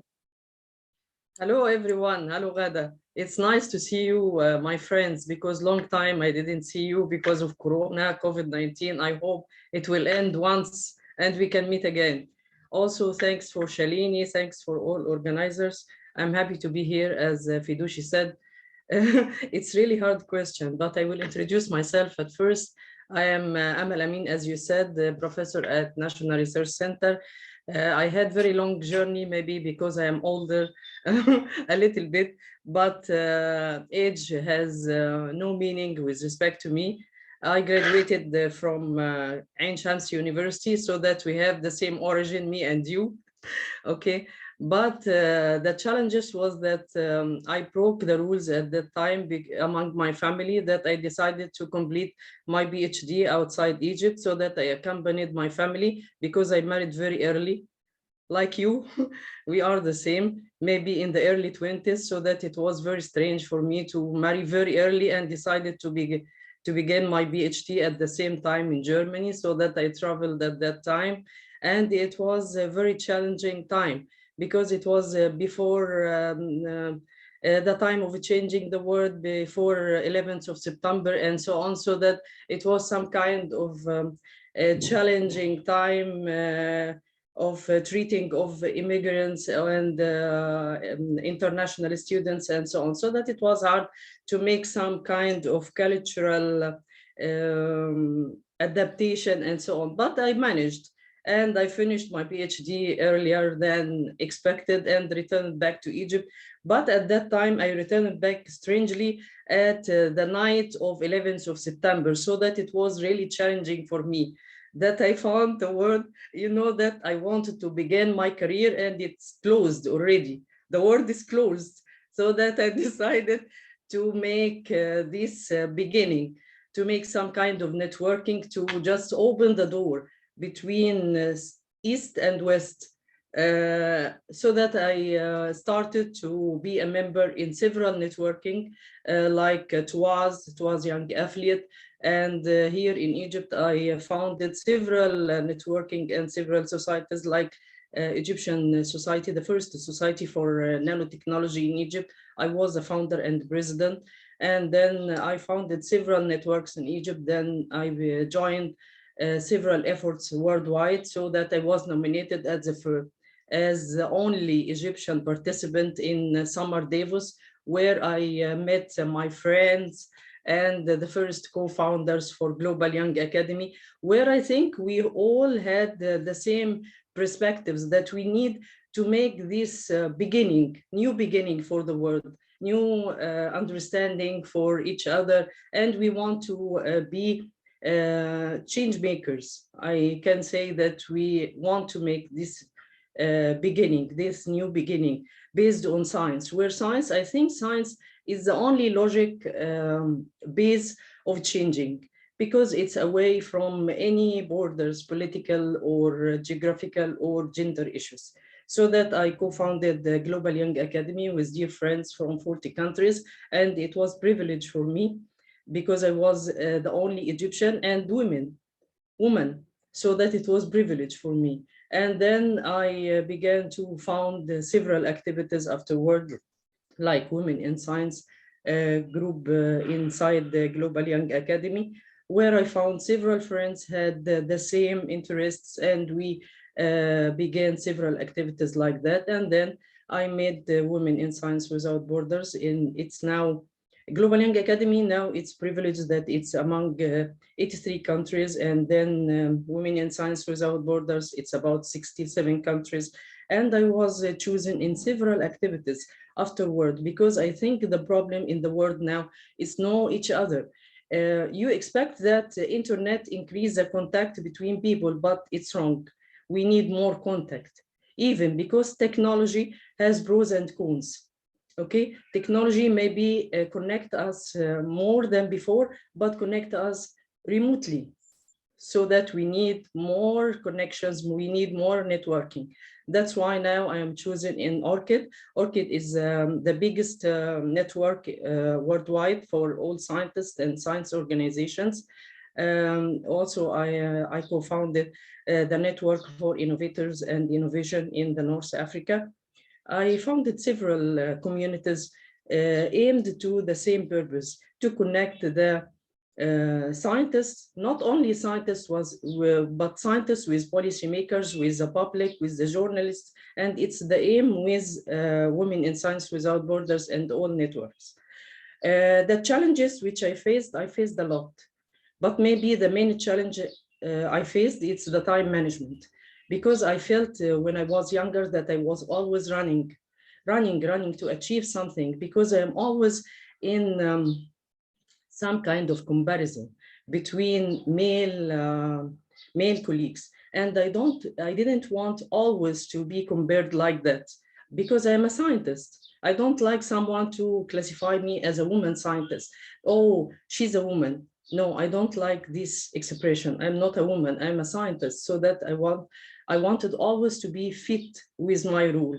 I wouldn't like to be classified as less or more. I want to be classified as a scientist, and I was always in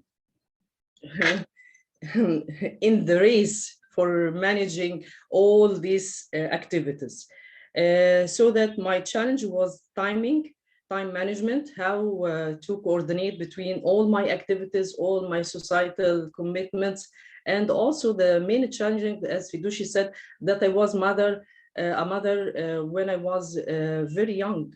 So that how to manage to raise a child and to have a PhD, and afterward to have my career, and also to have some activities. I have also activities, so that how to manage all of this. So that time management to coordinate all of this, and to also to put all activities in the stage of excellence, not only just the activities. No, I have to be excellent. As I said, not to be compared with my male colleagues that I am less or I am underestimated or something like that. The second also is work-life. The second challenge is work-life balance. How to make some kind of this balance, because as you know that our society is a still oriental society, so that as much as you are famous and so on, they will compare you with a normal woman or something like that. If you are not successful enough in your personal life, you will be also underestimated, so that you also need always to prove yourself on the personal life matters and so on, so that if we continue to speak, we will need hours. But my main two challenges, it's time management and work-life balance. Thanks. Thank you very much, dear Amal, for this wonderful speech. I would like to get Maha into this and to tell us, because Maha is maybe a little younger than us, and she can tell us maybe nowadays, is there any paradigm shift happening? Do you see any difference between what we are talking about, the challenges that we are facing, and today's society? Do you think that you are more empowered? Do you think that there is more awareness of this? Or do you still face the same challenges as we all do? Good morning, Ghada. Good morning, all lovely women, and a happy Global Women Day. I'm not working. I'm having a bad internet day because I'm at the office in the faculty. So I apologize that the video is not working. Thank you, Ghada, first of all, for inviting me to this wonderful panel. And I do believe that the challenges that existed before, they are not existing to a lesser extent, because now we have so many women role models, especially now in developing, which is personal now. You remember, Ghada, when I met you at the Africa Science Leadership Program. And back then I was just a scientist at the beginning of my career. And then I saw you there and you took the mic and you were talking about women, women empowerment. And I was saying, oh my God, she's my role model. So I believe that now we have so many role models in the science, and they are really trying so hard to empower the younger scientists in the fields of STEM in particular. And there is now more awareness in terms of the women empowerment, and many programs which are directed to women empowerment as well. So I believe that, yes, there may be still challenges, but they are much of lesser extent compared to before. Thank you. So you have been in Jordan, living there and proving yourself, and now you're back again to Egypt. Do you think that there is a kind of a difference when you are a woman in a comparable country and Arabic countries like in our region? I mean, do you think that there are some differences and challenges? Yes, of course. And I can also give a proof of that, is that we can see that more women are now assuming leadership models, especially in the ministry, especially the high profile jobs. So I really that Egypt is now taking the lead in terms of women empowerment.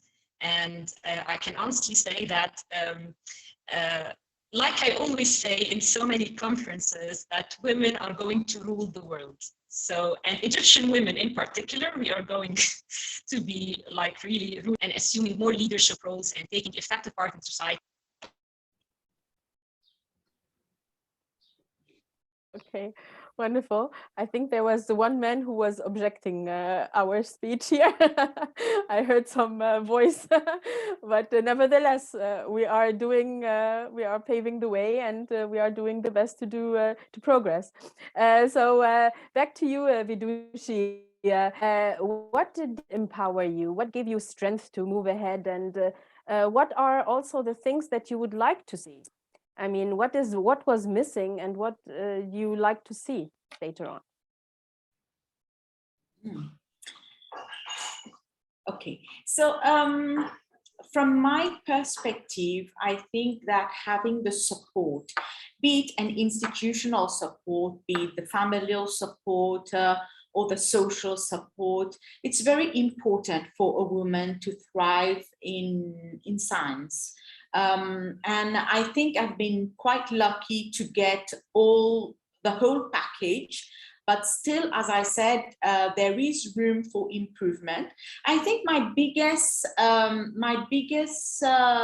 chance was my participation in the Global Young Academy. And I have to thank Amal and the founding members for having such thoughts of having such a network of scientists together. Although it's not only female, it doesn't only have a female representation, but I think having that group was like a catalyst to me, a platform where I could express myself, and also meeting like-minded people where you could discuss science, where you could, adopt some practices that were current in other people's country and bring that back to your country or your laboratory. It's not necessarily at a national level, but how simple things, simple networking could change the way you were doing things. And also, it's like a sense of encouragement to see other women. I think Maha rightly said that you are a good role model for a lot of women across the world, because you are also global. And talking about the role model, I think there are two things that I would like to highlight. One is the mentorship, and the second one is the role model. So obviously, role models are very important, but can everyone walk in the shoes of their role model? I don't think this is what we really need. A role model I think we need to rethink a little bit about the mentorship and the role models, because it's more important to help the women, the younger women scientists or the mid-women career scientists, to think through their experiences, to think through opportunities, and also through their networking, so that they can pave their own way. It's not necessary that they have to be like us.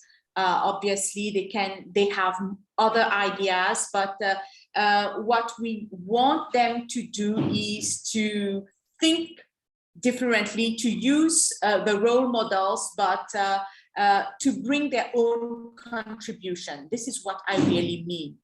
And as part of what I would not like to see is competition between women.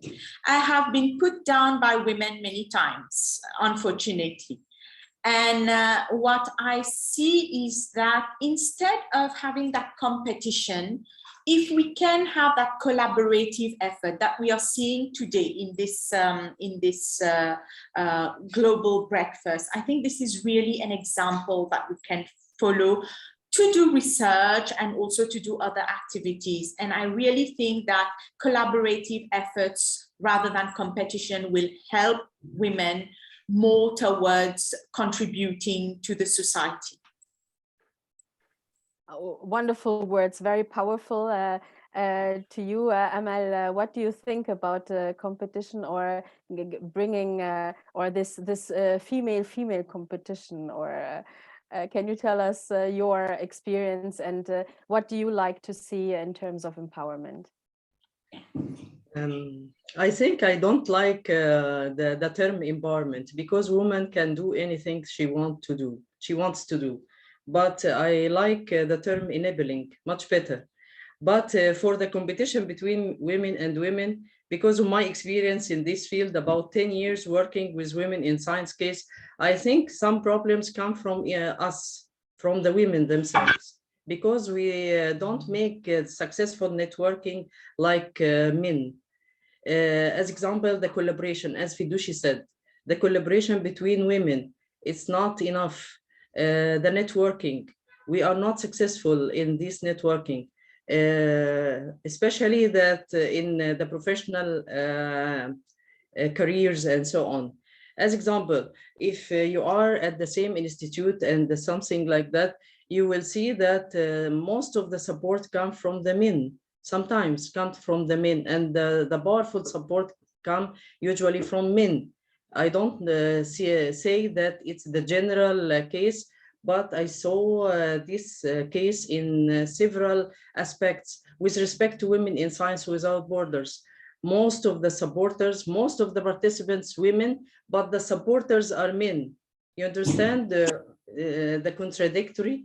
In any controversial case or something like that in the department, agreement or something like that, you see most of the support from men, and sometimes women don't like or don't want to speak loudly or something like that. I think sometimes they don't want to appear with this hard appearance that they are only contradict about something or against something, and it's not true.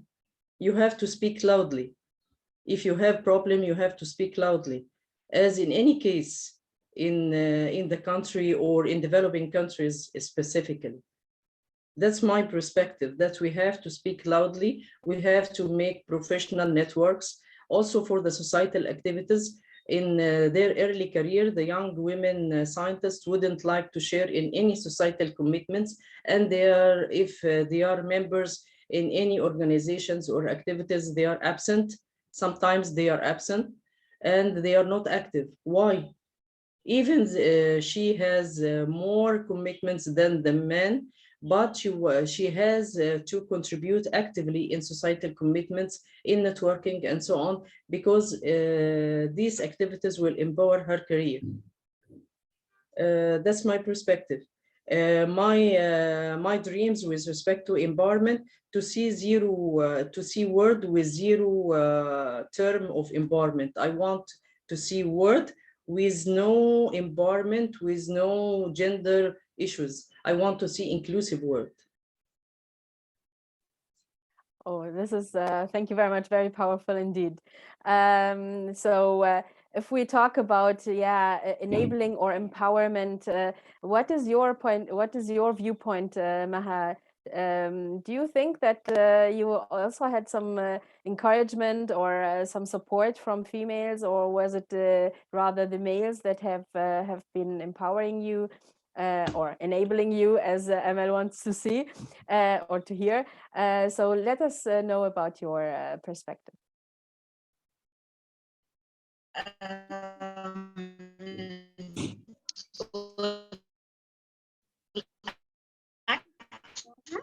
Your voice audio? The competition that I have faced during my career from both sexes, not just women and not just men. Empowerment, I believe that I was more empowered by women scientists. I don't know, at the Faculty of Pharmacy at Ain Shams University, where I'm working, most of the scientists and most of the researchers are women. So the encouragement that I've got was, mostly from women. And interestingly, when I was joining so many networks, like, for example, the Global Young Academy, the Arab-German Young Academy, and the Next Einstein Forum, we can see lots of role models and successful women.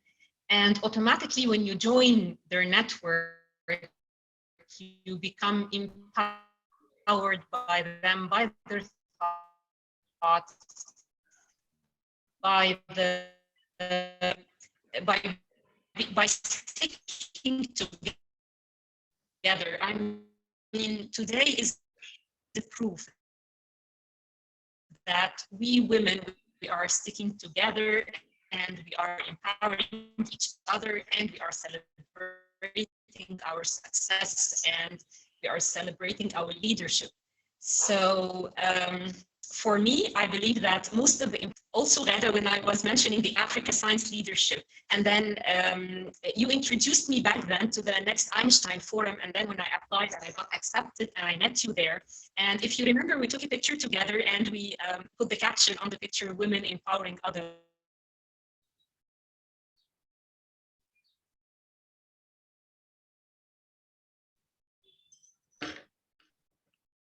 We cannot hear you, Maha. You left, unfortunately. So maybe you can try to log in again. Disconnect. Okay.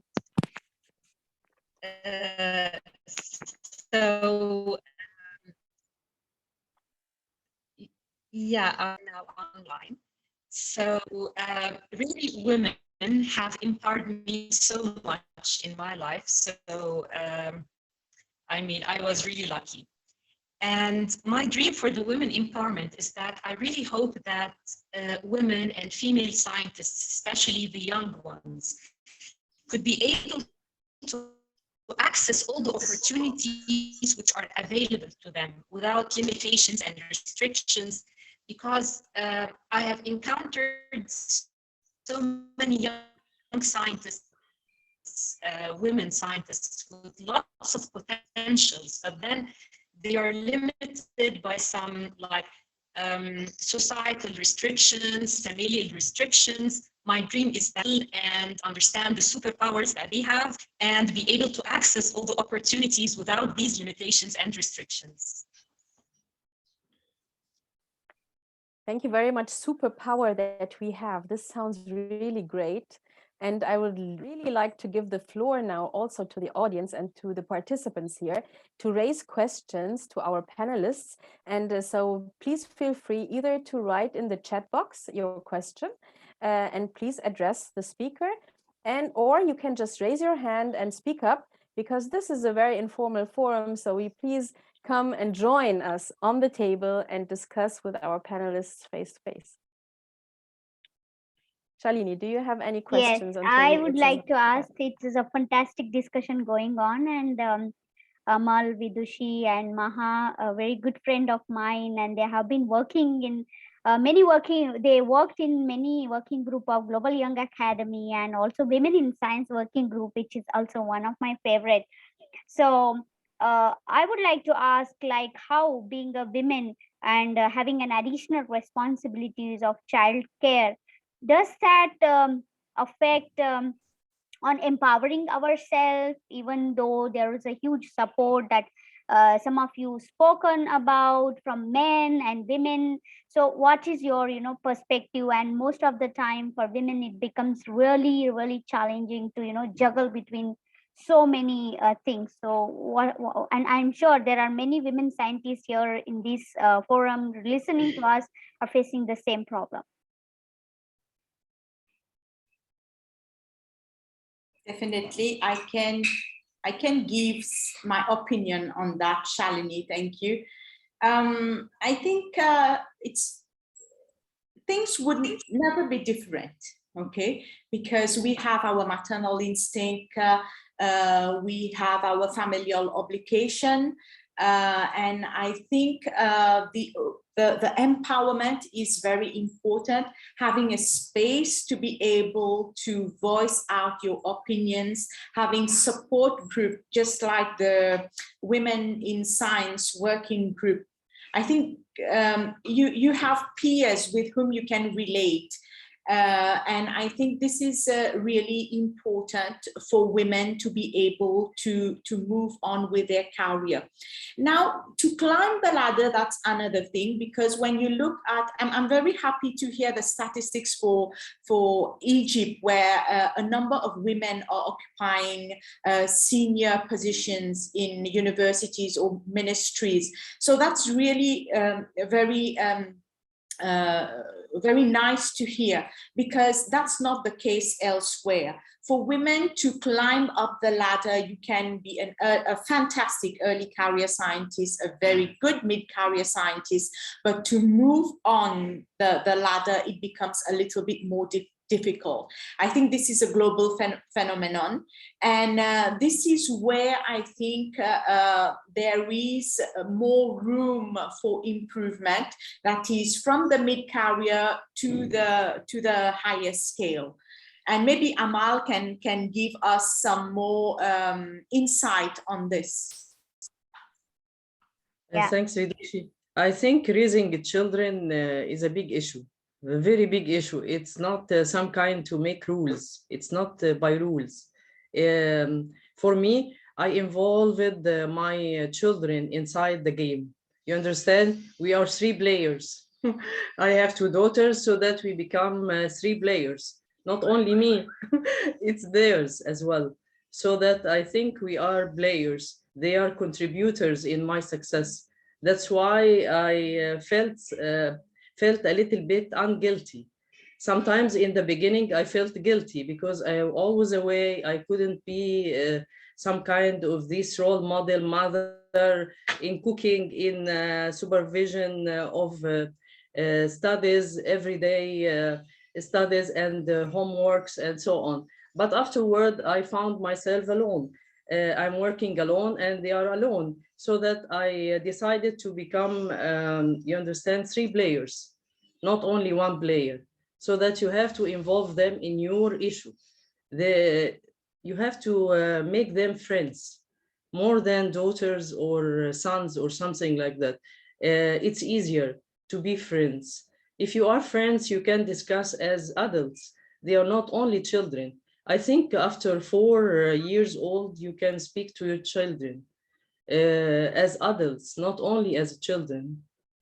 I think it's my rule and it works, alhamdulillah. But there was some defect, but I think it was the best solution in my case, because my mother passed very early, so that I had no aid, no family aid. And the kindergartens, my daughters refused the kindergartens, so that I was forced to submit very early application for school, so that my little daughter began her school when she was 3.5 years old, so that she was very young, and the other one was about 6, so that my mother left us maybe in the very early career, so that maybe I began all my career without family aid, so that I was forced to make some kind of inclusion, not gender inclusion, no, family inclusion. And my husband was very busy, so that I think I relied on the mental understanding of the children. And it worked. There was defect, I have to confess, but it was the best solution in my case. And it's my advice.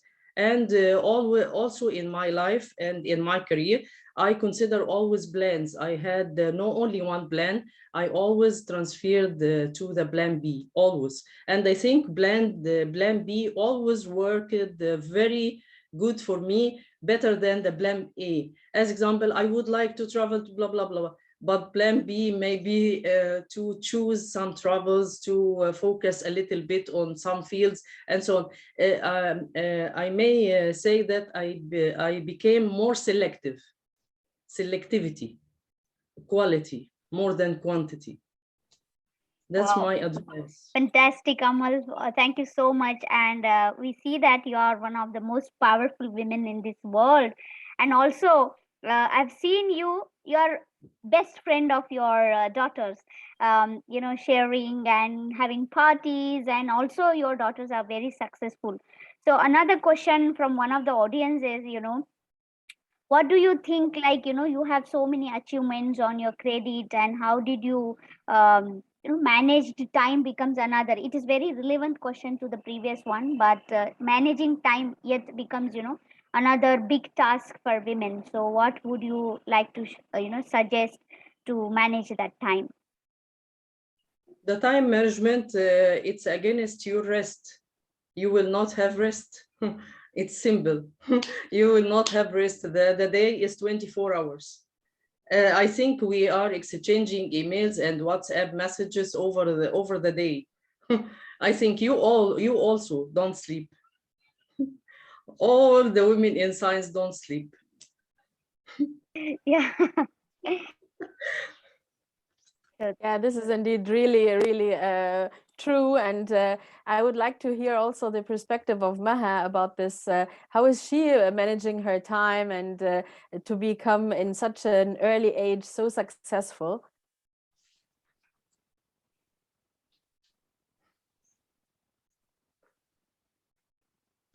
I think there is some problem with the audio system. Maybe Vidushi can add her comments. Yeah, so for me, I think it's, I need 8 hours sleep. Although I don't get 8 hours sleep every night, but I need to You're sleep. lucky. You are lucky, 8 hours. Yeah, then it's all about prioritization. So the time management goes along with prioritization. So I have learned over the years to say no to things. It pains a little bit to the heart sometimes to say no, but I think it's important to have that work-life balance because we live once, right? You're right. Wow, thank you so much, Vidushi. Thank you so much, Amar.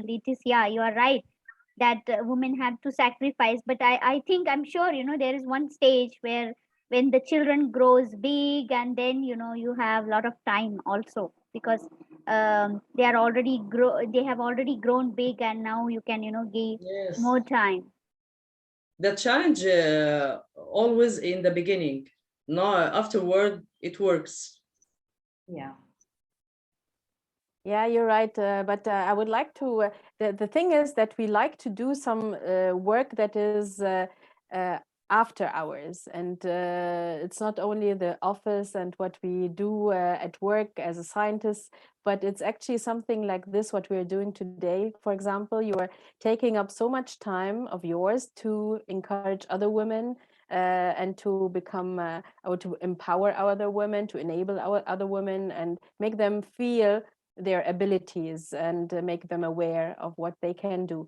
The thing is that when you do that, it's of course a matter of prioritizing, as Vidushi said, but it's also giving you this feeling of achievement, and it's giving you the feeling that you are successful, and it gives you another aspect of happiness, that you are helping others. And so I think it's also balancing somehow the psychology of us, I guess. And so I would like to know what are your perspectives in terms of happiness. Is this giving you happiness if you're doing things that you are not paid for, things that you are just, you are givers, you are giving, like showing people how to do it, is this giving you this satisfaction or the happiness you anticipate? I think science teaches us that we are provider already, so that we don't by nature expect any appreciation from anyone, so that we are satisfied by nature. I think that it's the matter which I learned it from science, that I am satisfied by my nature, so that as Vidushi said, maybe I couldn't sleep so much when I was younger, but I enjoyed my time, a quality time, not too much time, enjoyment with my children or my family or something like that. But I appreciate a lot my friendship, so that everyone I met, I consider him or her as friend, not as enemy or my competitor or something like that, so that I satisfy my mind that I have a lot of friends, I have a lot of colleagues, so that's the certification, self-certification. and the quality time with your friends, with your achievements and so on. And when you see your achievements matter for others, you will be happy by nature. And also the happiness is some kind of disease, like a disease or like a virus, so that your happiness will transfer to the others, so that you will become some kind of core of happiness. It doesn't matter you are ill or you have problems or something like that. It's some kind of a habit. You will communicate and you will train yourself to be happy, whatever happened. It will make the life easier. I think it's my rule. Wow, fantastic, Amal. Yeah, I would like to just mention that Indian National Young Academy, INYAS, recently we conducted a survey, and then it was very heartening to know that many women who had break in their career, despite of a very good career, very active career, and then it was very difficult for them to bounce back because there was a gap, and then because of the gap they lost connection in the science and technology, and then they couldn't cope up. So any panel member or you can focus on the light, how to deal with the career breaks in women's life from your point of view. I'm sure there's no one with a career break here, but in any guidance, this is a question from one of our audience. But rule two, don't compare yourself with anyone. Everyone has his own success story. And I think, with the career breaks, I think it's the network that's very important for them to pick up.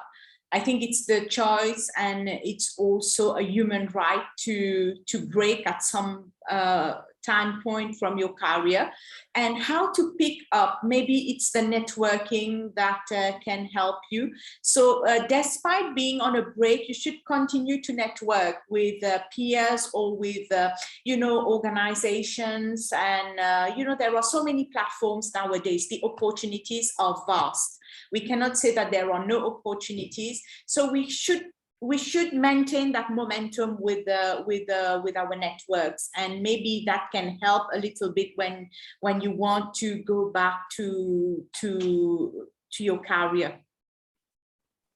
Maybe Mimi can tell us what are you doing right in Malaysia so that people are encouraged to enter into STEM, and how can this did you play any role in encouraging them? Do you have role models there as well who are doing some great job in this regard? Because you were talking to us in your speech about that actually you need to empower men, not women. So maybe you can elaborate what is missing in our societies, or what are you doing right so that women can get the support they need?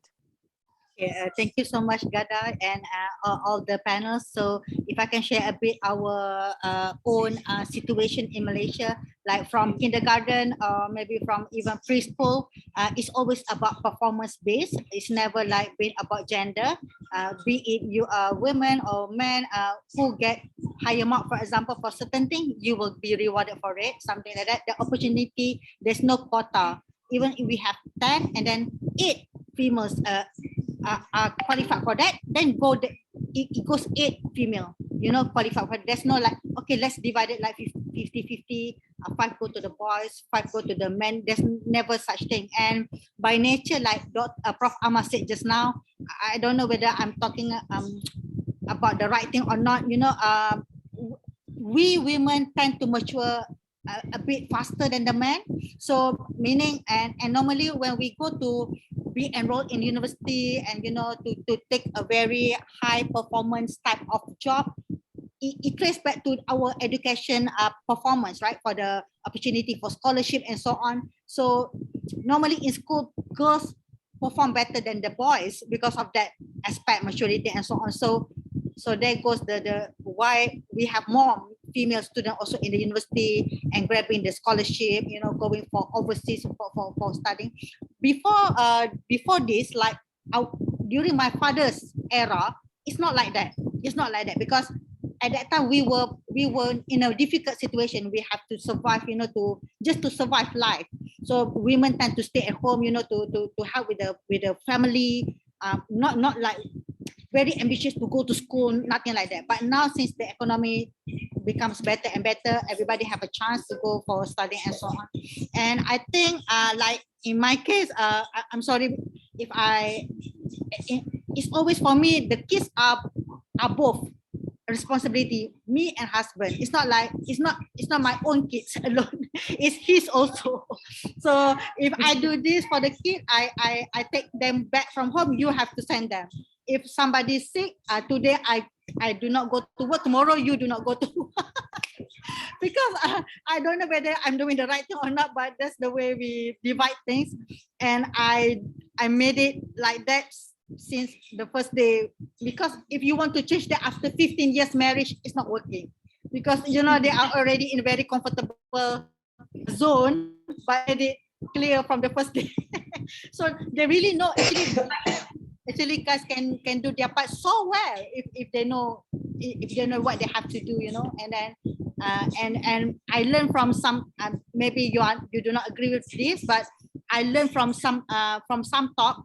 Sometimes because we are like, very independent women, we are maybe at different level in the society, but we have to lowering a bit on our being independency, because sometimes we have to put the responsible a bit to the man, so that we can share the burden, especially on the family, because we both want to pursue our career, we both want to to perform, but we also both have 24 hours, we both need enough sleep and so on. So I think that's the way. Thank you very much, Mimi, and I can see your kids are playing in the back, so we have the concept of inclusion here, Amal. Just as you said, they are part of us, they are part of our lives, and we need to tell them that we are on important topics for the world, so that they can appreciate our time with them.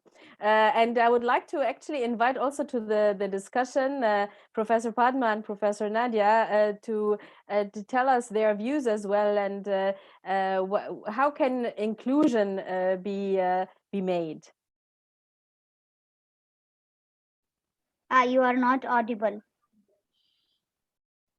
Professor, unmute yourself. Yeah, I couldn't hear you clearly. Can you? Yeah, what is your? Yeah, please, Gada. I was just asking about how do you anticipate the inclusion factor? How can we include our society in order to tell them and appreciate the time that we have with them, and not always be blamed for not being there or for being less of value like others?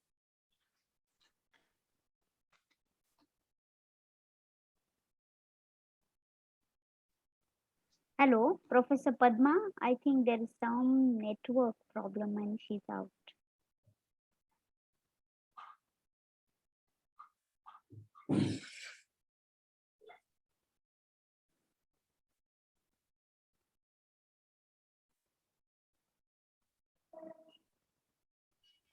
Yeah, I think, am I audible now? Yes, very much. Yeah. So I think inclusion is something that has to start from the top. It should be a top-down approach. And one thing that I would like to tell you with reference to the government and with reference to the institution, because we are representing different countries also and institutes also. So the government has a lot of policies in place for including women in various ambits, right from politics to science to education to whatever other field it be. So the method is to keep a few seats compulsorily to be filled by women. That is where it needs to begin. And later on, I think those women who are beneficiaries of this must take over and then ensure that more and more capable women come in, or more and more women are made capable enough to come. So in the government, particularly with reference to science, women in science, we have a scheme called by the Department of Science and Technology called the Women of Science Scheme, where women who have had a break in their career, maybe 1 year, maybe 5 years, maybe 10 years, up to the age, I think, of about 50, they are given an opportunity to come back into STEM research, which could be STEM and engineering. So everything, every aspect, it has to basically be science-based. And when they come back, they have to link to some institution who's willing to allow them to work, and the government gives them funding, which is a fellowship, like a salary payment for them, and also funding to run the project.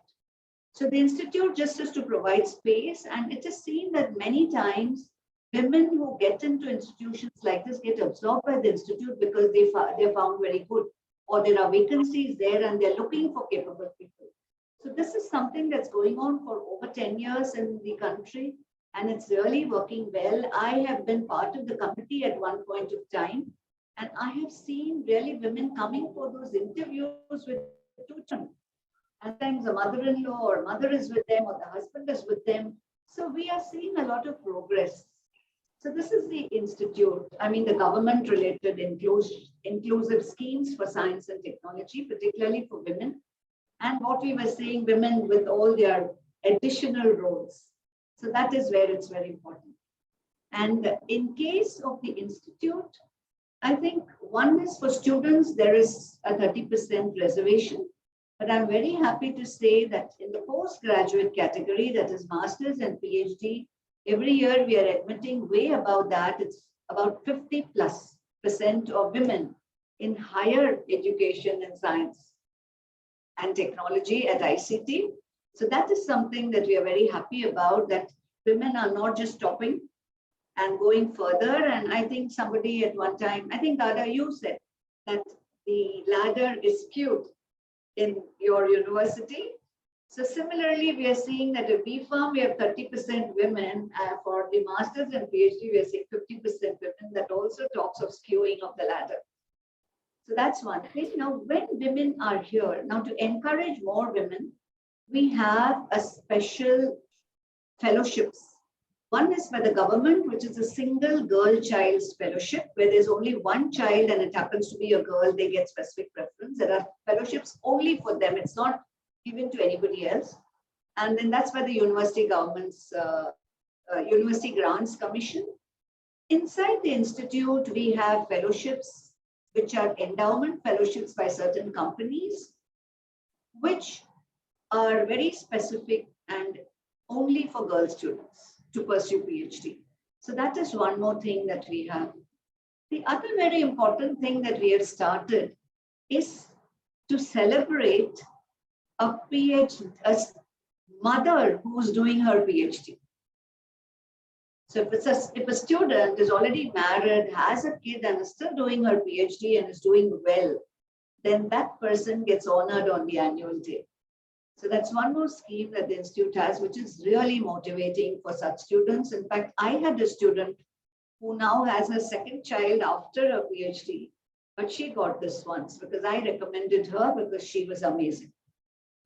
And we also have, other facilities, like I told you, on the campus, we have a creche for student mothers, staff mothers, and faculty mothers. For anybody, any woman who's working at ICT can take advantage of that creche. It's not charged, it's very, very comfortable, and it's a very nice atmosphere. And not only have a creche, under special programs, we have trained the women in the creche so that they can actually help the children in the creche grow. They're not just, taking care of their basic needs. They are trained with games, etc., which can build up the child, as a person, the child's intelligence, the child's capabilities, etc. So that also is something that the institute has been involved in. So as far as our institute goes, inclusiveness and gender equity, both are, I would say, our strengths. But I would say it's not the same everywhere. So it's just that this institute, we are lucky to be like that. But we would certainly try to play the role model and try to get where we see challenges. For instance, I was hearing some of our speakers talking of challenges they faced. One of them said a woman was her biggest challenge who came in her way. So I think what we women, you know, in the Global Women's Breakfast, when they're inaugurating, I think what's very important to say is that we women will support women. That's the first step. And yes, society has to support, the men also have to support. But I think if the women leaders take this commitment to support the younger women, things are going to go beautifully for us in society. So thank you. Thank you very much. I like the idea of this special award very much for being a mother with a PhD. I love this idea. So I will go to professors who have actually joined us today and say, you see, one of our recommendations of today's Global Women's Breakfast is to have an award, especially for mothers in science. So I would like to give the floor to Vidushi to tell us about the Mauritius case in terms of inclusiveness, and how do you do this in your country, and whether you have also some special awards, or do you have you know, nurseries at the university, or how do you do this? Okay, so the case from Mauritius is quite different. Actually, Mauritius is a very small country, so we don't have creche or child support officers in our institution, and none of the institution have them. So it's very difficult sometimes to leave your child like few miles away, come to work, and then you get a phone call saying that your child is not well, so you have to drive back. But altogether, I cannot complain too much because we have a human resource policy which is a fair one. So we have our maternity leave of 3 months, and then you have some sort of breastfeeding time until your child is 1 year old. So it's a very women-friendly policy, but how you adapt to that, how you make it work, it is what matters really. So we have, there is a lot of inclusiveness in Mauritius, although we are part of Africa, yes, but we have evolved a lot.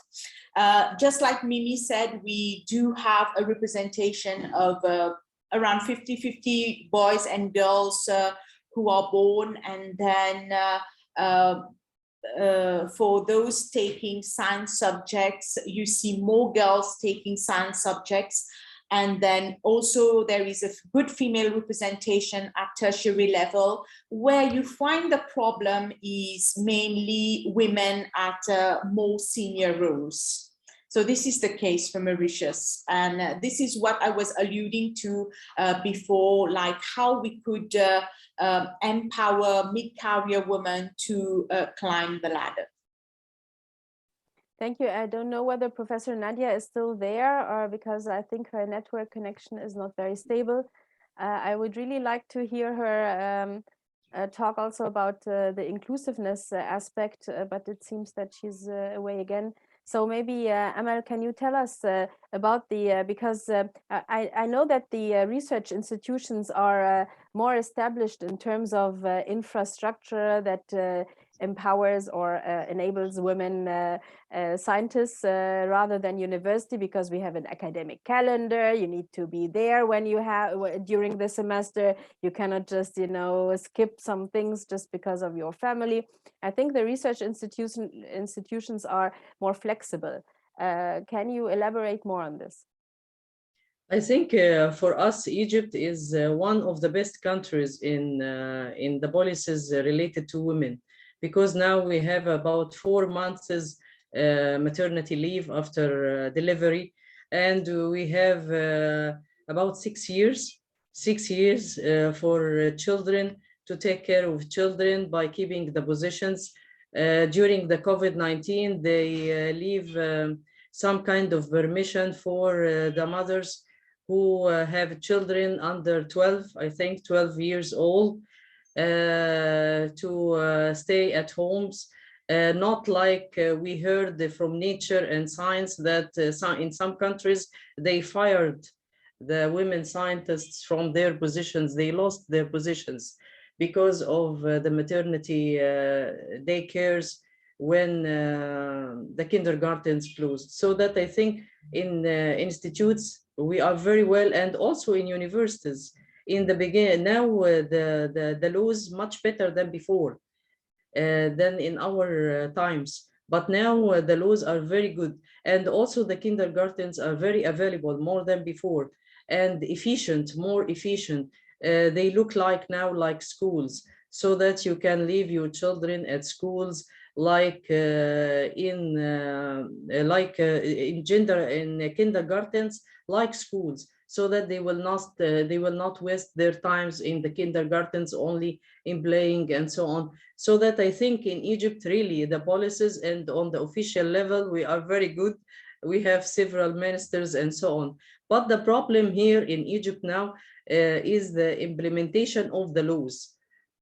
I have this comment, the implementation of the laws, because you have very good laws, but if you obey these laws and be absent away from your working place for sometimes 6 years and 3 months and so on, you will lose your passion and you will lose your networking.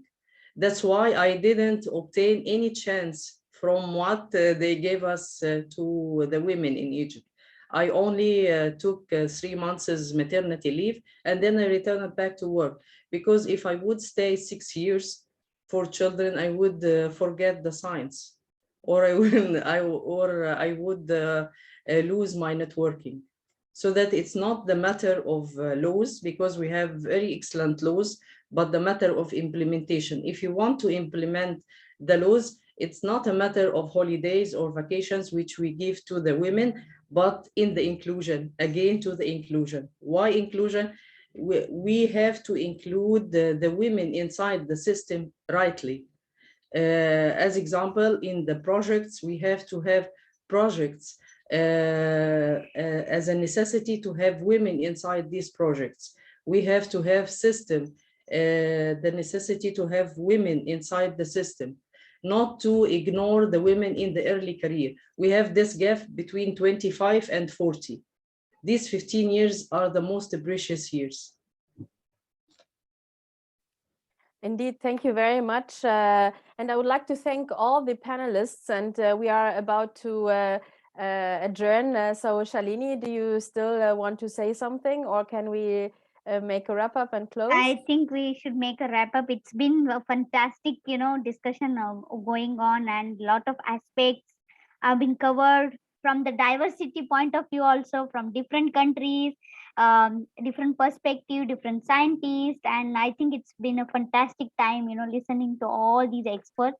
So yeah, Ghada, let us, wrap up. Yeah, I just second you in every single word you said. Special thanks to all the speakers, to all the panelists, to wonderful participants who stayed until the end, to the students all around the world, to every woman who wants to become successful scientist and a successful mother. And I would like to just close with saying, have a wonderful breakfast. Now it's already afternoon, so it was a wonderful time being with you here. So keep safe. Thank you, everyone. Bye-bye. Bye-bye. Bye-bye. Thank you. Thank you. Well done Thank for the you. great event. Thank you. Bye-bye.